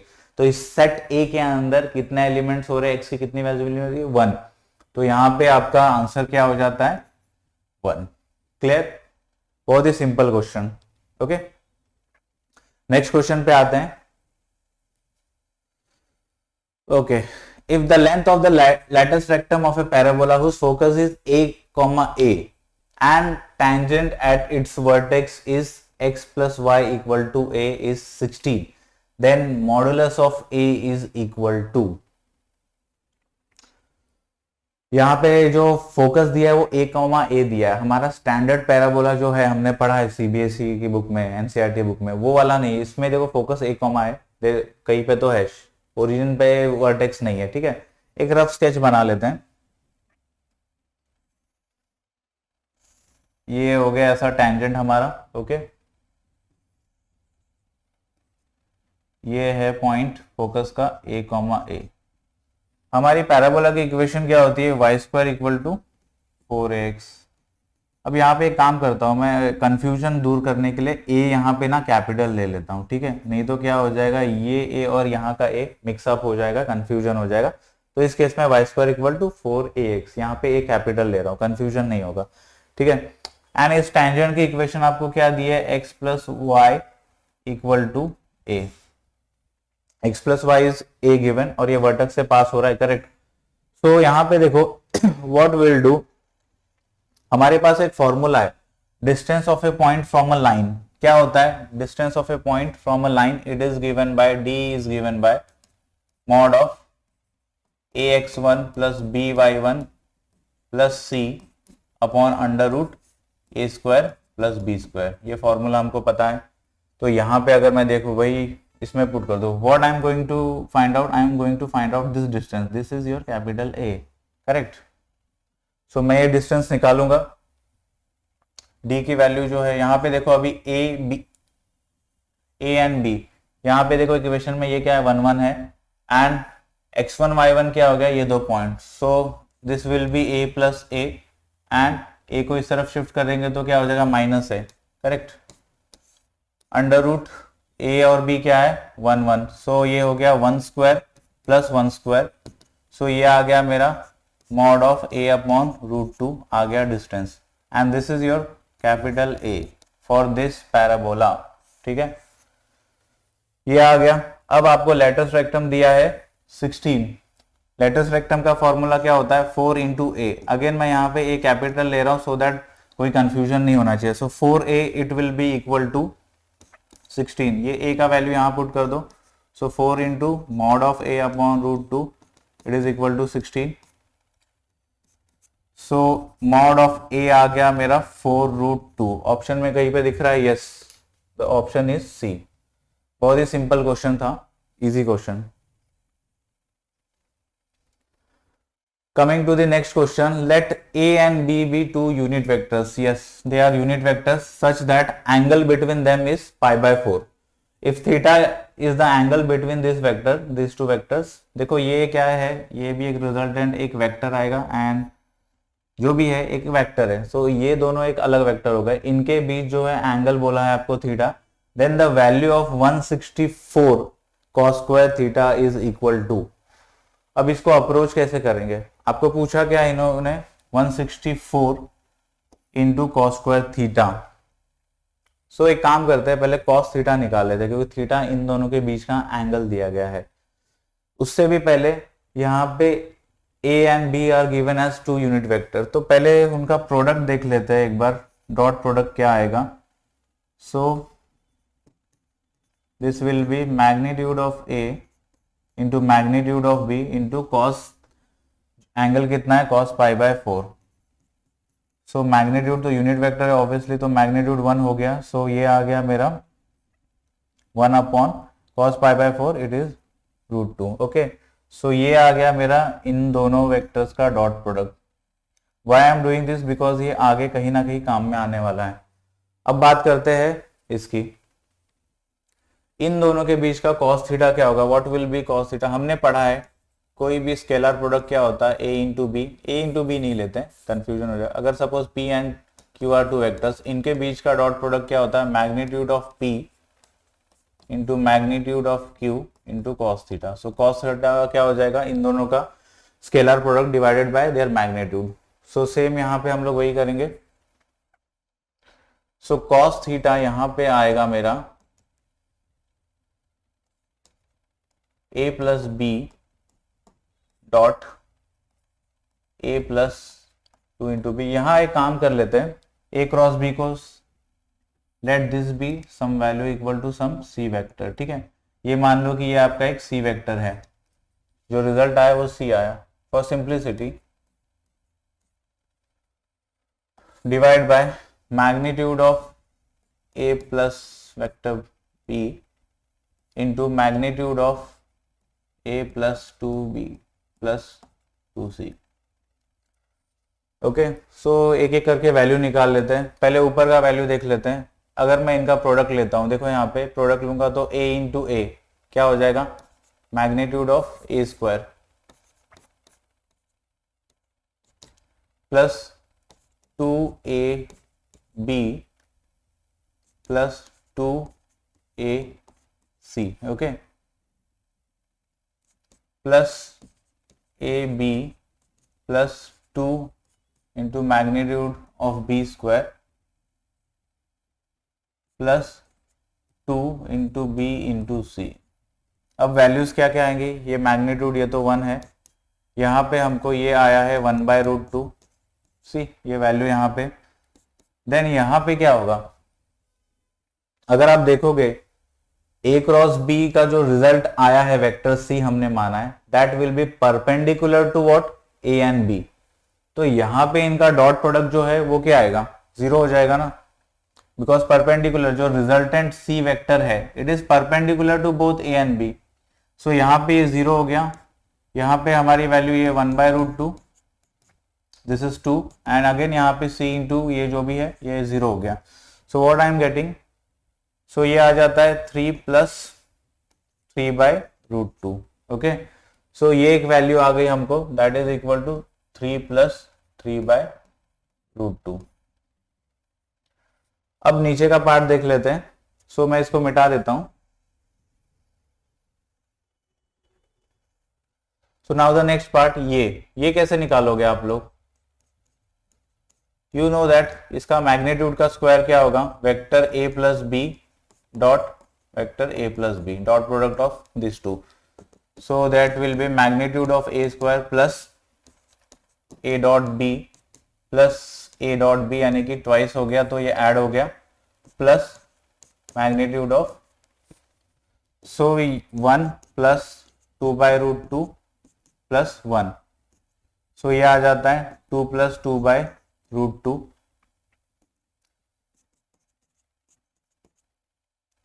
So this is equal to 2 plus √2।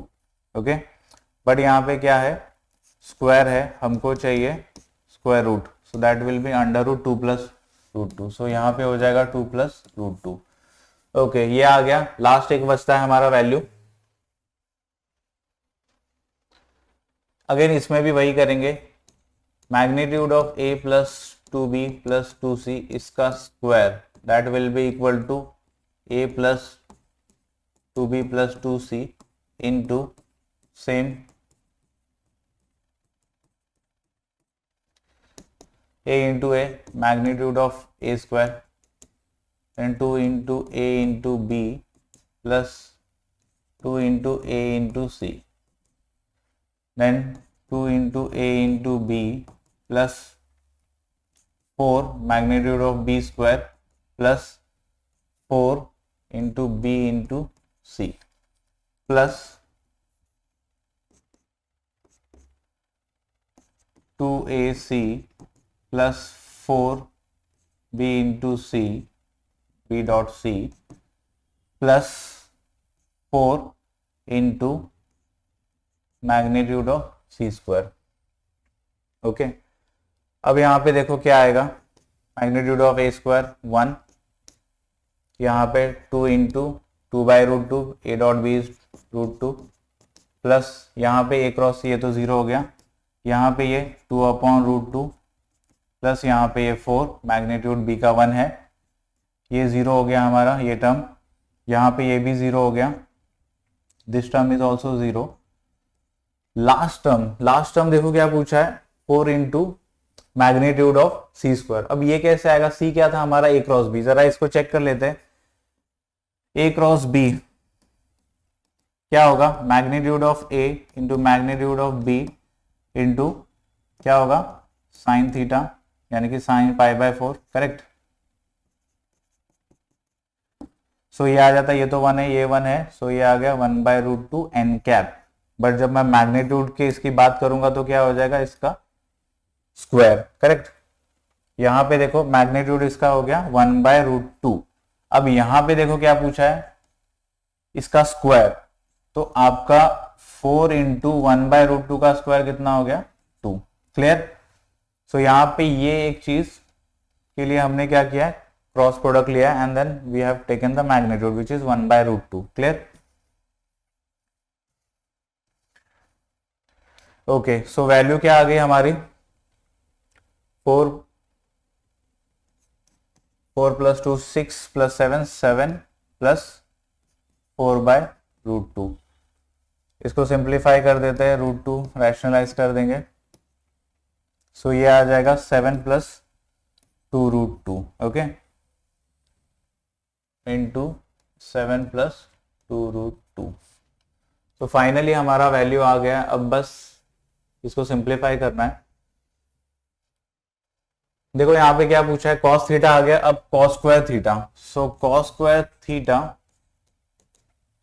It will B 3 plus 3, ये कॉमन निकाल लेते हैं 3, सो 3 बाहर निकल जाएगा, उसका स्क्वायर 9, सो रूट 2 एलसीएम भी ले लेंगे, so root 2 plus 1 upon root 2 का स्क्वायर यहाँ पे 2, एंड यहाँ पे ये रूट हट जाएगा, तो ये 2 plus root 2 into 7 plus 2 root 2। Okay, इसके बाद क्या बोला है, 164 इंटू, तो दोनों साइड 164 कर दो, ठीक है। इसके बाद का पार्ट जो है it is simply calculative part, multiply करो, सिंपल सा है, रैशनलाइज करो, आपको आंसर मिल जाएगा। Will not waste much time on calculation part, otherwise video लंबा हो जाएगा। सो इसका आंसर जो है मैं आपको बता देता हूँ, calculation part is easy. So answer आपको मिलेगा ए, जो कि है 90 प्लस 27 रूट 2। सो इतना part you can do it by yourself, take it as your homework. Okay, आगे बढ़ते हैं नेक्स्ट पार्ट पे। Next question is let vector a equal to alpha plus j minus K and b vector equal to 2i plus j minus alpha into K, and यहाँ पे alpha बोला है greater than 0 if the projection of vector a cross b on vector this is 30 then alpha is equal to. तो एक काम करते हैं, पहले इसको कुछ नाम दे देते हैं। सपोज ये वेक्टर आपका C हो गया। प्रोजेक्शन ऑफ वेक्टर हम लोगों ने पढ़ा हुआ है। प्रोजेक्शन ऑफ वेक्टर, सपोज दो वेक्टर है P एंड Q, मान लो दो वेक्टर है P एंड Q, यहाँ पे A एंड B मैं रेफर नहीं करूंगा, कंफ्यूजन हो जाएगा।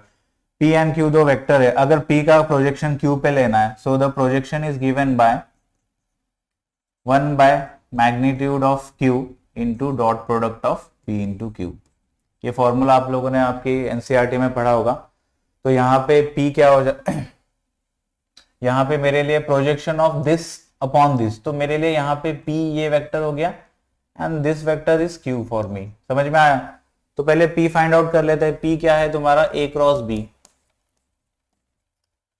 A cross B determinant form, so I J K alpha 1 minus 1 and 2 1 minus alpha. Okay, so I into minus alpha plus 1 minus J into minus alpha square plus 2 plus के into alpha minus 2। So ये मेरा आ गया, इसी को हमने नाम दिया है सी ना, नॉट सी, सी तो हमने इसको नाम दिया। सो ये आ गया हमारा ए क्रॉस बी आ गया। अब देखो projection of this on C vector, ठीक है, तो क्या होगा, तो projection will be magnitude of, इस पे हो रहा है तो magnitude of C, correct, into ऊपर ए क्रॉस बी, इसका डॉट प्रोडक्ट सी के साथ, correct. So A cross B into C, सीधा सीधा आपका डॉट प्रोडक्ट है, सीधा सीधा जो है करस्पॉन्डिंग टर्म्स को मल्टीप्लाई कर दो, तो यहाँ पे दिस इंटू -1, सो ये आ जाएगा alpha -1, then 2 into this, so -2 into minus alpha square plus 2, then -2 into this part, okay. Magnitude of C कितना आएगा, मैग्नीट्यूड ऑफ सी आपको निकालना आता है, that is 1 square plus 4 plus 4, okay, and that is all given 30, ये आपको value दी है पहले से 30, ओके। सो ये आ जाता है आपका 9, यहाँ पे हो गया 90, इसको सिंप्लीफाई कर लेते हैं, alpha -1 plus 2 alpha square -4 -2 alpha plus 4 -4 cancel हो गया। इक्वेशन को थोड़ा सिंप्लीफाई कर लेते हैं, थोड़ी जगह बना लेते हैं, ओके।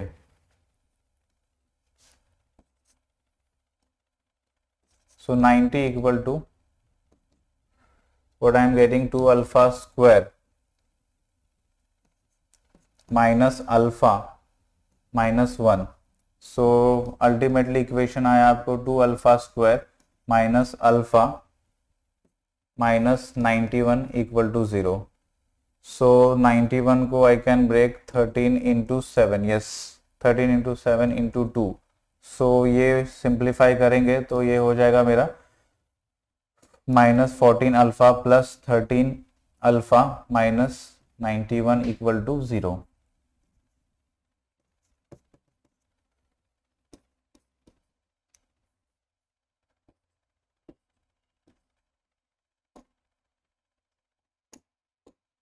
सो 2 अल्फा, अल्फा -7, 13 यहाँ से कॉमन निकालो -7, तो alpha -7 into 2 alpha plus 13 equal to 0।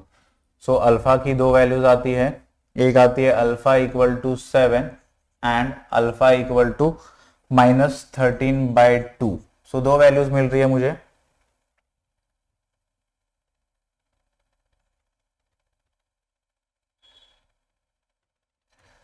देखो यहाँ पे दो वैल्यूज मिल रही है 7 एंड -13/2, बट यहाँ पे देखो एक मिसिंग पॉइंट जो स्टूडेंट मिस कर देते हैं, बहुत इंपॉर्टेंट पॉइंट है, this alpha is greater than 0, मतलब कि ये नेगेटिव वैल्यू नहीं हो सकती। So clearly alpha is equal to 7, so option में आता है डी, ठीक है। सो इसमें देखोगे तो थोड़ा सा ये और हमारा जो प्रीवियस क्वेश्चन था थोड़ा कैलकुलेटिव पार्ट था, अदरवाइज क्वेश्चंस काफी इजी थे दोनों भी वेक्टर के, ओके। चलते हैं अभी नेक्स्ट क्वेश्चन पे। So next question guys, the area of region, this equation is given, inequality दिया है आप लोगों को, is equal to so and so. तो आपको यहाँ पे एक ग्राफ बना लो, थोड़ा सा ग्राफ बना लोगे तो आपको समझ में आ जाएगा। देखो अभी पहले मैं इसको कंसिडर करता हूँ, ये मॉड फंक्शन है, तो इसका ग्राफ आप लोगों को पता है कैसे बनेगा, यहाँ पे मॉड ऑफ x -1 मॉड, तो ये आएगा कुछ इस तरीके से, ओके। और फिर उसके बाद ये वाला अगर पार्ट देखोगे आप, ये पार्ट एक्चुअली अगर देखोगे स्क्वायर कर दोगे तो ये हो जाएगा y² इक्वल टू 5 - x², इधर ले लोगे तो आपको बनता है x² plus y² it is equal to under root 5 का स्क्वायर। तो ये तो हो गई मेरी सर्कल की इक्वेशन जिसका सेंटर ओरिजिन पे, तो ये कुछ सर्कल मेरा बनेगा इस तरीके से, ठीक है। सो रिक्वायर्ड एरिया क्या होगा, रिक्वायर्ड एरिया जो है ये हमारा आ जाता है ये वाला, ओके। ये पॉइंट को नाम दे देते हैं ए, सो ये 1,0 हो जाएगा। ये पॉइंट बी जिसके कोऑर्डिनेट्स निकालने हैं हम लोगों को, सी का भी कोऑर्डिनेट निकालते हैं। कोऑर्डिनेट कैसे निकालोगे, देखो इस पॉइंट पे ये जो है कहाँ सर्कल को इंटरसेक्ट कर रहा है, सो मैं इसको और इस इक्वेशन को ले लेता हूँ, समझ में आ रहा है आप लोगों को। So mod of x minus, दोनों साइड स्क्वायर कर देता हूँ, तो ये x minus 1 the whole square it is equal to 5 minus x square. Simplify करते हैं इसको, so X square minus 2x plus 1 5 minus x square, इधर शिफ्ट करते हैं 2x square minus 2x minus 4, divide whole equation by 2, so X square minus X minus 2 equal to 0, okay.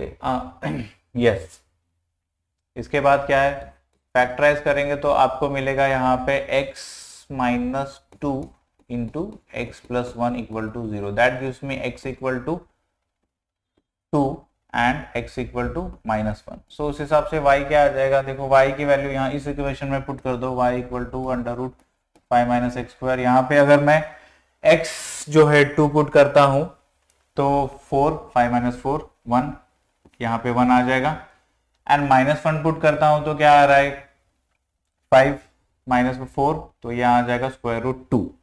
तो points मुझे मिल गए, एक पॉइंट है 2,1, x इज 2 एंड ये 1, and दूसरा है -1,2। क्लियर, हमको पॉइंट्स मिल चुके हैं। अब रिक्वायर्ड एरिया कैसे निकालोगे, रिक्वायर्ड एरिया या तो देखो यहां से यहां, क्योंकि ये पॉइंट आपको पता चल गया है,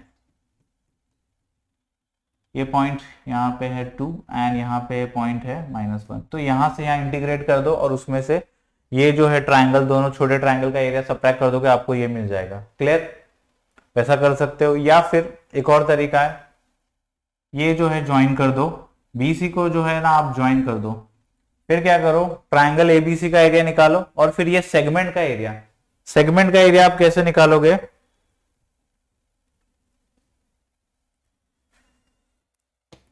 सेगमेंट के एरिया के लिए एक काम करो, ये जो है ओरिजिन से ज्वाइन कर दो,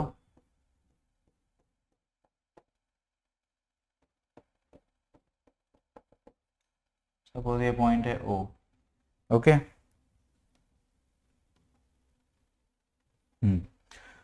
सो क्या करेंगे हम लोग, required area, required area will B area of triangle, which triangle, ABC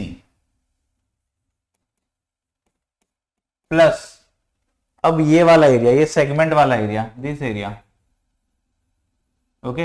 ये एरिया कैसे निकालोगे, ये एरिया के लिए वही है सेक्टर का area, area of sector OBC minus area of triangle कौन सा, OBC। Clear, area of triangle ABC निकालने के लिए वही डिटर्मिनेंट वाला फॉर्मूला लगा लेते हैं। यहाँ पे क्या होता है x1 x2 x3 y1 y2 y3 1 1 1, so x1 1 2 -1 x1 x2 x3 then 0 1 2 and यहाँ पे 1 1 1, इससे एरिया आ गया। अब area of sector OBC, OBC का सेक्टर निकालने के लिए मुझे थीटा पता होना चाहिए। थीटा हम कैसे जानेंगे, देखो BO का स्लोप निकालो एंड OC का स्लोप निकालो, then you will find that this two are perpendicular, मतलब ये एंगल हो गया 90। सो ये होता है थीटा बाय 360, 90 बाय 360 हो गया 1/4 into pi r square, pi r square radius, radius circle की इक्वेशन हमने निकाली है, रेडियस जो है x square plus y square, अभी हम लोगों ने देखा था, it is under root 5 square, root 5 का स्क्वायर, तो रेडियस है मेरा root 5, so pi r square, theta by 360 into pi r square minus area of triangle OBC क्या होगा, half into base into height, ये हो गया बेस, ये हो गया हाइट, जो कि ये radius of the circle. So √5 into √5, okay, ये निकाल लेते हैं।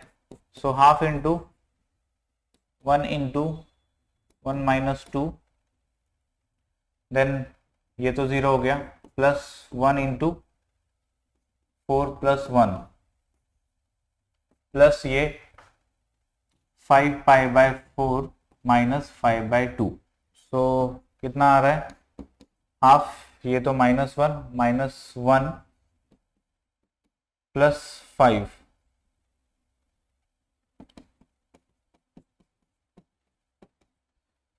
सो -4/2, सॉरी प्लस 4/2, एंड ये -5/2 प्लस 5 पाई बाय 4, तो ये आ जाता है मेरा -1/2 plus 5 pi by 4 required area. यहाँ पे कोई ऑप्शन दिख रहा है? Yes, option D. ठीक है, तो क्वेश्चन काफी सिंपल है। अगर आप ग्राफ, कभी भी मैं यही कहता हूं मेरे स्टूडेंट से कि ऐसे क्वेश्चन में ना ग्राफ क्लियरली बना लो, 50% आपका काम वहीं पे हो गया। ओके, अब आगे बढ़ते हैं। If minimum value of f of x it is equal to given and x is greater than 0 is 14, then the value of alpha is equal to, कभी भी ऐसी दो टर्म दी जाए एंड मिनिमम या मैक्सिमम की बात की जाए ना, तो मैं हमेशा ये कंसेप्ट यूज करता हूं, arithmetic mean is greater than और इक्वल टू ज्योमेट्रिक मीन। अगर दो नंबर है सपोज a एंड b, तो then a plus b by 2 is greater than equal to √ab। अब यहां पे देखो, इसको हम जरा सा ब्रेक करते, 5x² 2 को मैं क्या लिख सकता हूं, x² 2 plus x² 2 plus x² 2, 5 बार लिख सकते हैं हम ऐसा, वही आंसर आएगा।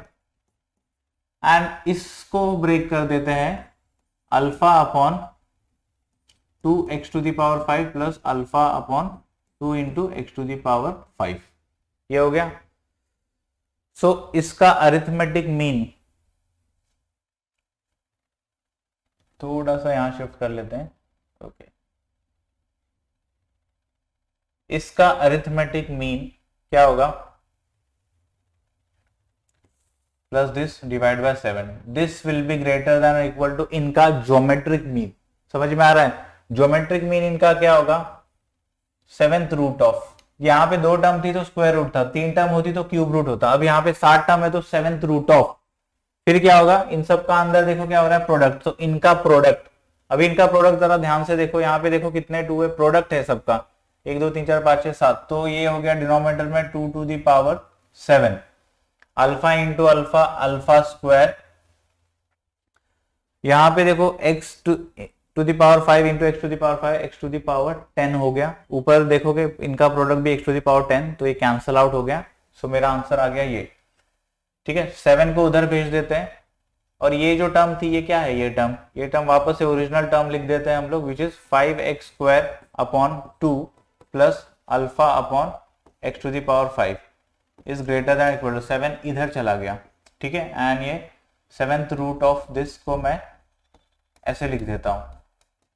ओके, अब ये वैल्यू जो बोली है, minimum value of this it is given 14, so because this value can be greater than और इक्वल टू, मिनिमम वैल्यू इसकी लेंगे 14, so 14 is equal to 7 into alpha square upon 2⁻7 1/7। Okay, 2 आ गया, उस तरफ पावर भेज देते हैं, so 2⁻7 equal to alpha square upon 2⁻7, so ये आ रहा है alpha square equal to 2⁻7 into 2⁻7, that gives me alpha equal to 2⁻7, 2⁻7 calculate करें तो 2⁵ इंटू 2⁻2, सो 32 इंटू 4 यानी कि 8 12 128, सो अल्फा आया 128, सो ऑप्शन आ गया सी, सिंपल। सो ये वाला जो पार्ट है ना आपकी एनसीईआरटी में दिया गया है, बट वहां पे ज्यादा क्वेश्चंस नहीं है, बट जेईई में देखोगे तो इसके ऊपर बेस्ड ये कई जगह पे काम में आता है, स्पेशली जब दो टर्म दी जाती है, तो ये जो है आप यूज करके बहुत सारे काफी सारे क्वेश्चंस को जो है इजीली सिंप्लीफाई कर सकते हो, आंसर निकाल सकते हो। ओके, नेक्स्ट क्वेश्चन देखते हैं अभी। Next question is the number of points where the function दिया है, लंबा चौड़ा फंक्शन है, मॉड भी है, कॉज है, एंड देन यहाँ पे इज नॉट डिफरेंशिएबल एट। अब डिफरेंशिएबिलिटी के लिए हमको क्या करना पड़ता है, left hand derivative, right hand derivative, ऐसा कुछ भी करने की जरूरत नहीं है। अगर आपका कंसेप्ट अच्छा है तो आप क्लियरली इस चीज को समझ सकते हो। सिंपल सा है क्वेश्चन, ना आपको कुछ सिंप्लीफाई करना है, ना फैक्टराइज करना है, कुछ भी नहीं करना है। क्वेश्चन देख लेते हैं। Mod of F of x is given,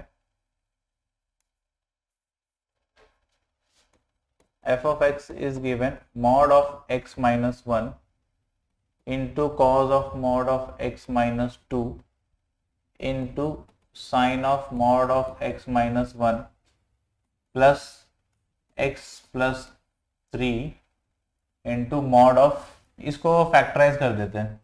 इसको फैक्टराइज करेंगे तो हमारा आंसर आएगा कुछ mod of x minus 4 into x minus, correct. और इसको क्या ये ऐसा हो जाएगा, ऑब्वियसली फिर इंडिविजुअली मॉड लेना पड़ेगा। तो यहां पे आंसर क्या आ गया, mod of x minus 4 into mod of x minus 1। Common निकाल लेते हैं x माइनस 1 मॉड को, तो अंदर क्या बचा, cause of mod of x minus 2 sine of x minus 1 plus x plus 3 into mod of x minus 4। अब क्या है, LHD RHD करने की जरूरत है नहीं। हमने पढ़ा है अच्छे से कि आपका मॉडुलस फंक्शन जो है it is not continuous, correct. Differentiable का मतलब क्या होता है, ये mod of function y equal to mod of x, इसका ग्राफ है। डिफरेंशिएबिलिटी का मतलब क्या होता है कि उस पॉइंट पे आप का left hand derivative equal to right hand derivative, मतलब लेफ्ट साइड का टेंजेंट राइट साइड का टेंजेंट सेम आएगा, यही होता है। ये फंक्शन मॉडुलस फंक्शन कंटिन्यूअस है बट डिफरेंशिएबल नहीं होता। क्यों नहीं होता, क्योंकि जब आप LHD से अप्रोच करोगे, यहाँ से अगर आप टेंजेंट बनाओगे तो यहाँ पे टेंजेंट ऐसा बनेगा, यहाँ पे टेंजेंट ऐसा बनेगा हर एक पॉइंट पे, और इस पॉइंट पे टेंजेंट ऐसा बनेगा, करेक्ट। RHD से आओगे तो अगेन यहाँ पे टेंजेंट ऐसा बनेगा, यहाँ पे ऐसा बनेगा, यहाँ पे आओगे तो ऐसा बनेगा इस पॉइंट पे। तो देख रहे हो इस पॉइंट पे, ये जो ओरिजिन का पॉइंट है, ओ पॉइंट मान लो, यहाँ पे दोनों टेंजेंट बराबर नहीं है। क्यों, क्योंकि एकदम शार्प टर्न है। LHD RHD से इस पॉइंट पे अलग अलग टेंजेंट्स आर नॉट सेम। तो इसका यही मतलब होता है नॉट डिफरेंशिएबल का मतलब दोनों टेंजेंट नहीं है बराबर, ठीक है। तो अब ये कॉस साइन को, तो ये कोई प्रॉब्लम, ये कोई प्रॉब्लम नहीं है। मॉडुलस फंक्शन जो है यहाँ पे ये और ये पार्ट, यहाँ पे ये ऑब्वियसली जो है डिफरेंशिएबल नहीं होगा। मॉडुलस वाले पार्ट फंक्शन जो है इसके, जो कि x इक्वल टू 1 एक पॉइंट दे रहा है एंड x इक्वल टू 4, तो x equal to 1 and x equal to 4 पे ये नॉन डिफरेंशिएबल हो गया, सिंपल। यहाँ कुछ LHD और RHD को इक्वल करके वो सब करने की जरूरत ही नहीं है। सो दो पॉइंट हमको मिलते हैं जहां पे it is function is not differentiable, 2 points. And यहाँ पे पूछा था number of point, there are 2 points, so option आ गया B, ठीक है। Concept, that's all.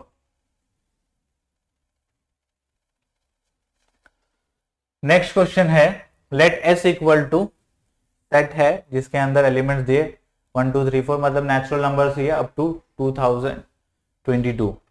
Then probability that a randomly chosen number n from the set S such that HCF of n, 2022 is equal to 1 is। तो यहाँ पे HCF जब 1 कब आएगा, HCF 1 कब आता है, जब कोई भी कॉमन फैक्टर नहीं होता। पहले तो हम लोग 2022 को ब्रेक करके देखते हैं। तो ये आएगा कुछ 2 इंटू 3 इंटू 337, करेक्ट, यही आएगा। सो देखोगे तो ये जो है 2 3 337, यहाँ पे n जो है, ये नंबर या तो इनके फैक्टर्स नहीं होने चाहिए। यहाँ पे समझ रहे हो मेरी बात।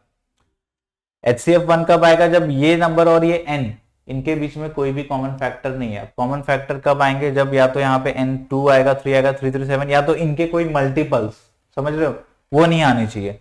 तो पहले तो हम इनके मल्टीपल्स पता कर लेते हैं 2 3 और 3 3 7 के। तो ये देखो ए मान लो कि ये क्या हो गया, मल्टीपल ऑफ 2। बी ले लेते हैं, मान लो मल्टीपल ऑफ 3।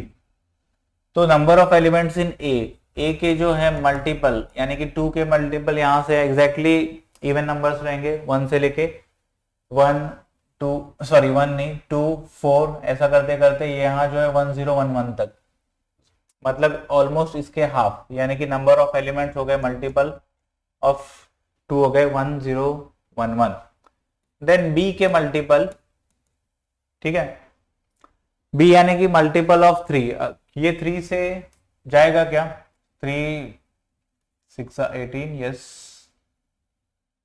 3 7 20 1 3 4 12 674। तो टोटल जो है इस सेट में 3 के मल्टीपल 674 हो गए।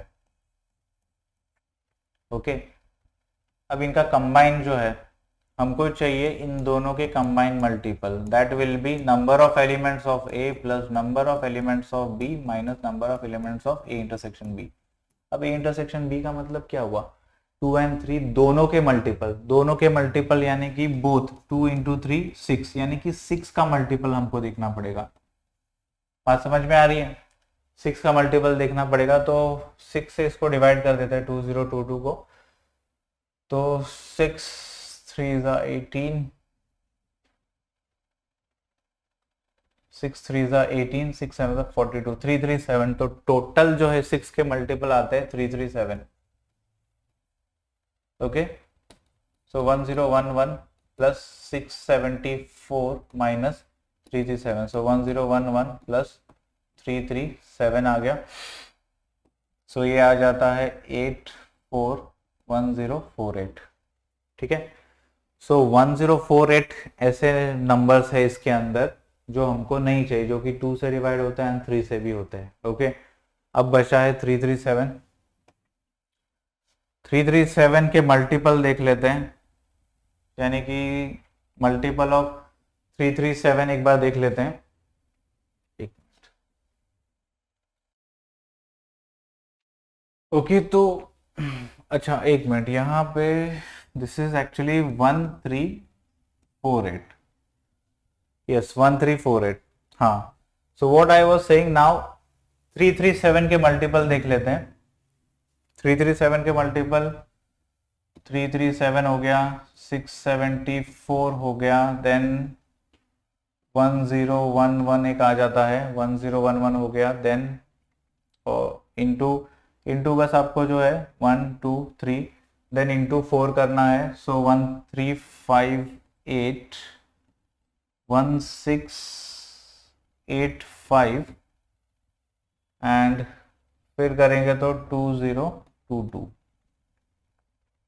ओके, सो 1 2 3 4 5 6। तो यहाँ पे अगर आप देखोगे ये 337 के मल्टीपल हो गए, जिसमें से 674 ऑलरेडी इसमें आ चुका है, क्योंकि ये मल्टीपल ऑफ 2 भी है, तो इसको मैं स्ट्राइक ऑफ कर देता हूं। ओके, देन उसके बाद 1011 इट इज डिविजिबल बाय 3, तो इसको भी कट कर देते हैं। एक मिनट,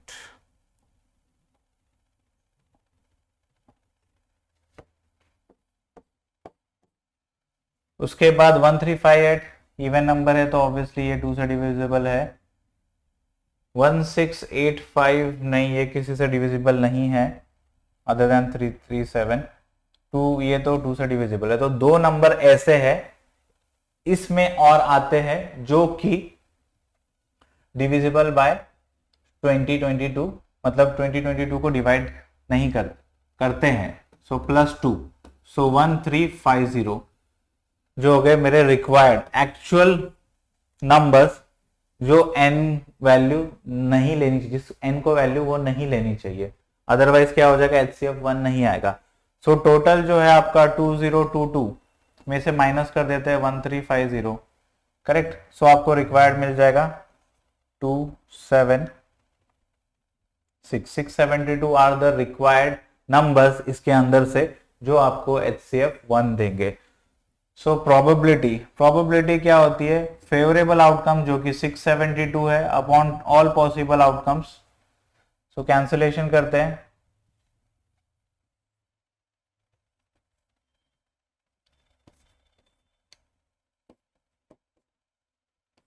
थ्री यस 112 एंड यहाँ पे यस 112 ऑलरेडी ऊपर का आ गया, नीचे का कैलकुलेशन भी करने का जरूरत नहीं है, 337। सो ऑप्शन आ जाता है D. Okay, so again understanding the question is very important. समझने के लिए अगर आपको थोड़ा सा टाइम लग रहा है तो टेक योर टाइम। यहाँ पे कितना ज्यादा कर रहे हो उससे ज्यादा इंपॉर्टेंट है कितने क्वेश्चन एक्यूरेटली कर रहे हो, वो ज्यादा इंपॉर्टेंट है। ओके